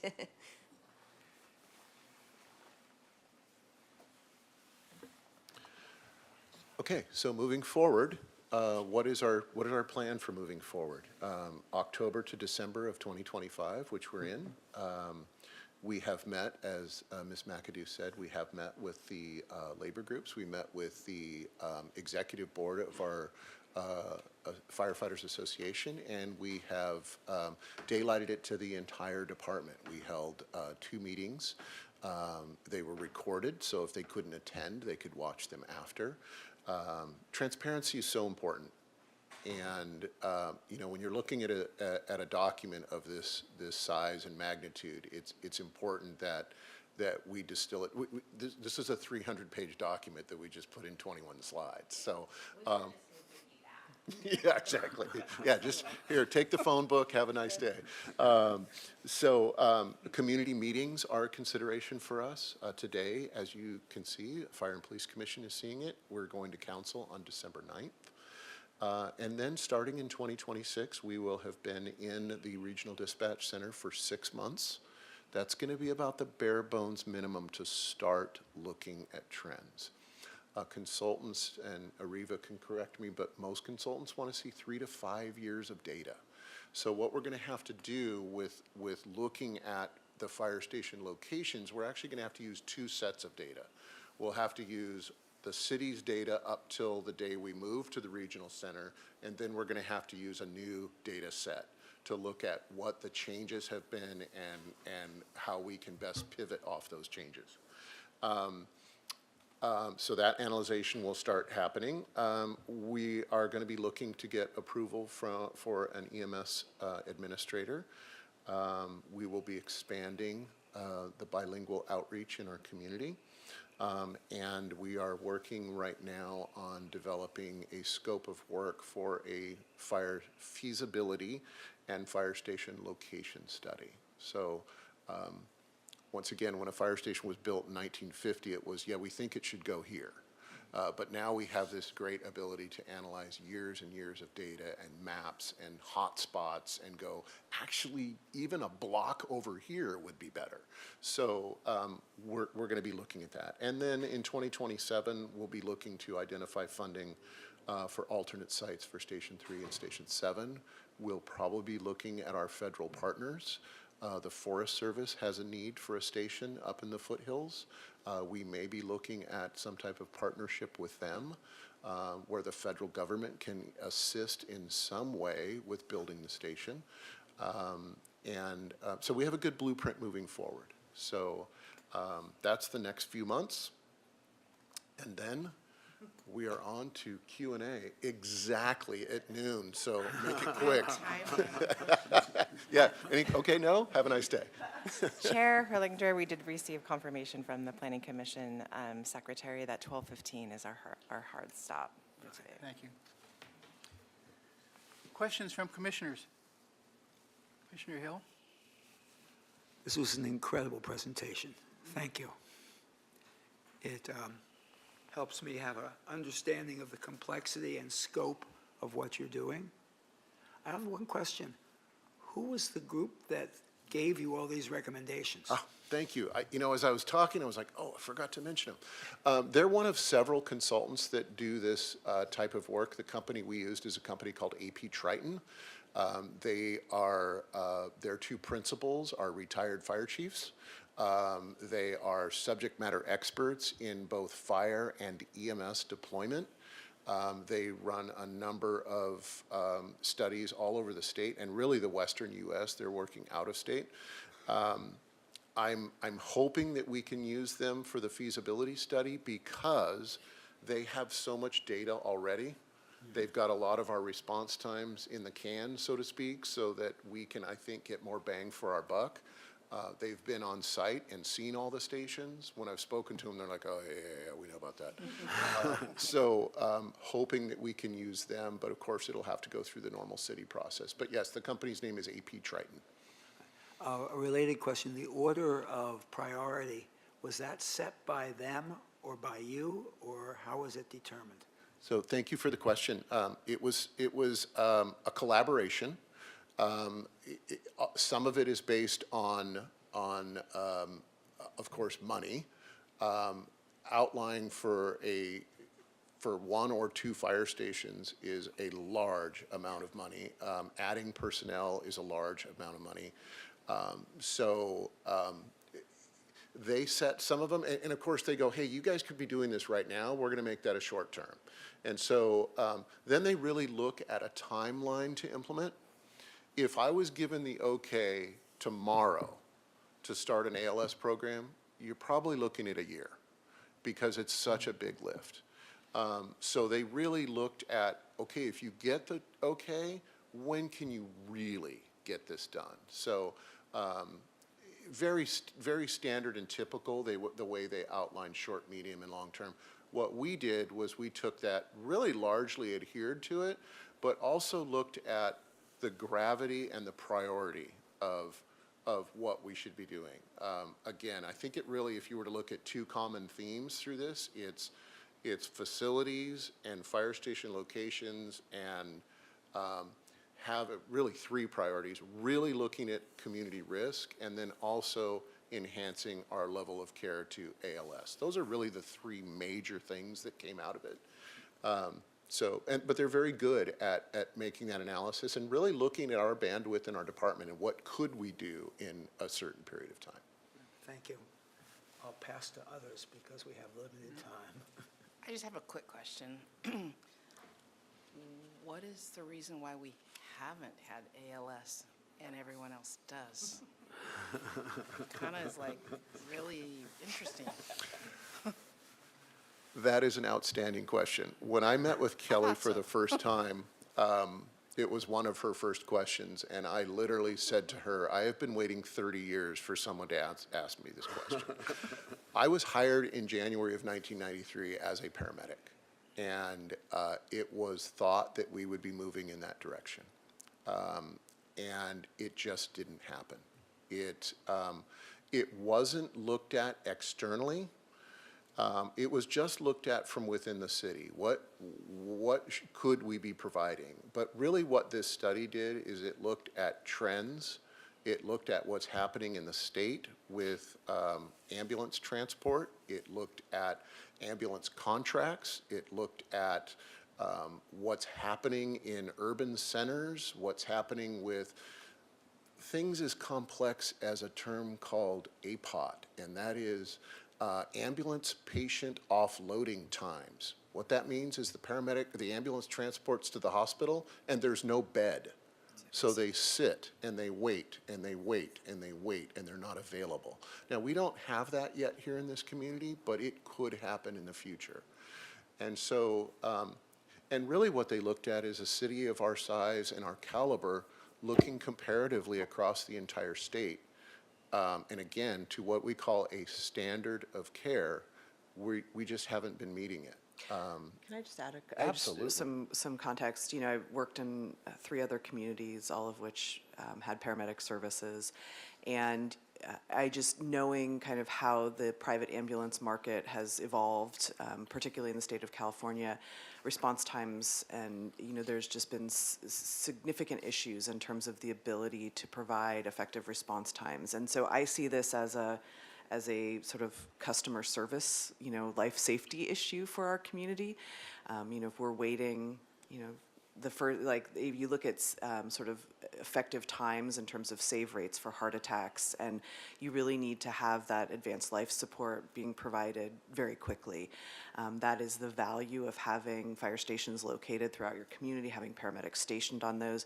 It gets you better save rates on a variety of different, you know, traumatic incidents. And so for me, I think in terms of the level of service we provide to this community, also the aging of our community and the need to have just more effective response here in Santa Barbara. So for me, it's a high priority because I just know sort of how things are evolving with ambulance response times here in this county and throughout the state, and just seeing if there's a way that we can do it and provide that service here, I think is really important. But I guess my question really was, so was the justification for us not having it is because we relied on ambulances and the rest of the state had paramedics? I can't speak to the history of past city administrators. I mean, it might be a little bit of all of those. You know, I think it just, you know, the changing dynamic. This has always been a community that has been, I think, more plagued by wildfires than probably others, and so I think that has been a significant focus. And by adding paramedics, we wouldn't reduce our focus on wildfires. It's just added service. And I think also, you know, as we increase population in the community too, I think that's really important.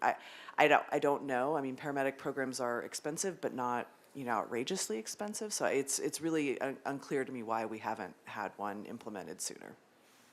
And I think for the chief too. Yeah, absolutely. It really has been something that I've championed for a number of years. And when I got into the position of fire chief, I realized we really need to have a neutral consultant take a look at the need, and based on their analysis and the trends and the standards of care, that's what a standards of coverage is. And so they went, yeah, you could benefit from this. The community would benefit from this. You've championed it. Who has said no? I'm curious, is this city council voting? What is it that has prevented us from getting this? I mean, just I honest would, I answer. would say it's probably past city administrators making recommendations to the council and just sort of not pursuing it for a variety of reasons. I can't but speculate, but typically, you know, that's how the process would work. The chief would come to the city administrator would look and see budget-wise, and then make Sure. recommendations to the council. But Different I can't, priorities. Gotcha. yes, exactly, so, Gotcha. yeah. Okay. Commissioner Jones? Thank you. Real quick, can you disclose how much the consultation cost to produce this report? And can you forecast, you know, ballpark what you anticipate what future costs would be? So thank you. When we went out to RFP for this, we had 5 respondents, and the range was 60,000 to 235,000, if I recall correctly. That's not the exact math. We chose AP Triton. They were actually the least expensive. One of the reasons they were least expensive is they had just finished a fire station location and standards of cover study for Montecito. And so they had a lot of data from us already. And so I think that helped curtail the cost. Now, we did have some add-ons, or if you want to call it change orders, that did bring the price up a little bit. I want to say that we finished somewhere around 70,000. And looking at a feasibility and location study, I think we're probably in about that ballpark in the $70,000 to $80,000 range. Thank you. You bet.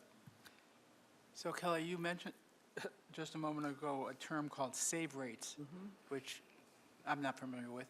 And maybe at a future meeting, you could explain to us what save rates are and how we compare to other communities in terms of save rates. Yeah. I think it's generally, you know, you look at the deterioration, particularly in heart attacks. If you look at the deterioration of heart tissue, the longer you get from, you know, actual paramedic care and the standards of care, the likelihood that you're able to save that patient decreases. And so by having a paramedic on scene in under 5 minutes, you have a much higher chance of saving that patient's life. That's the gist of what a save rate is. But I think Do we can keep those? Do we have those statistics? Yeah, actually, the county has those, and actually, our save rates in the community are very good through the entire county. One of the reasons is we started a very unique cardiac arrest resuscitation program a number of years ago, and so our save rates are actually very high because we use a team concept of between BLS and ALS care. I'm happy to provide those details at some point. It's getting a little bit off topic right now, but Yeah, you happy. don't have to There's spend- definitely a You don't have to correlation. spend time, but I think it would be Yeah. an interesting And I topic think to bring up. the other one is for strokes. The difference with paramedics is they can administer narcotics and different drugs. And recently, there's been a lot of enhancements. I know my sister works for a company that produces one of the stroke drugs, where if you can provide that to a patient within like the first hour or so, the ability to save that person's cognitive function really significantly increases. So there's a lot. Those are some of those elements. Okay. Did you have a comment? Oh, You looked like you were going to make a comment. I said it to her, which was the stroke rate is a Oh, really good okay. example Very that good. they have shown that getting them medication faster is good. I think one thing is the service we're getting. AMR provides our paramedics in the community, and they're only on the ambulance, and they don't have any quick response units or anything like that. They provide care consistent with the county contract. Right. This is to augment or to enhance the system and to put a firefighter paramedic on scene. Now, we're thinking in the realm of just medical calls, but when we're looking at auto extrications, when we need to put someone inside that vehicle to manage their complex airway, or we need to put someone in a confined space, or that all-risk concept of having a firefighter paramedic that can go into those areas that a private ambulance paramedic cannot, that would be an example of an enhanced level of service. So just using that and just thinking that we're really looking at, we have a decent system, but we're looking at bringing it up a few notches. Okay.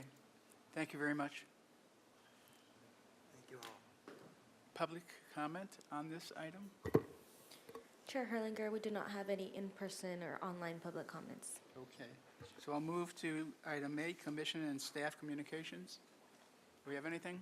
I think we'd be remiss in congratulating John, his appointment to city. Thank you. I appreciate it. I will miss being here, all of you. The only thing I'm looking forward to is not sitting through another meeting with Chief Mails. But other than that, I will miss everything else. With that, our meeting is adjourned.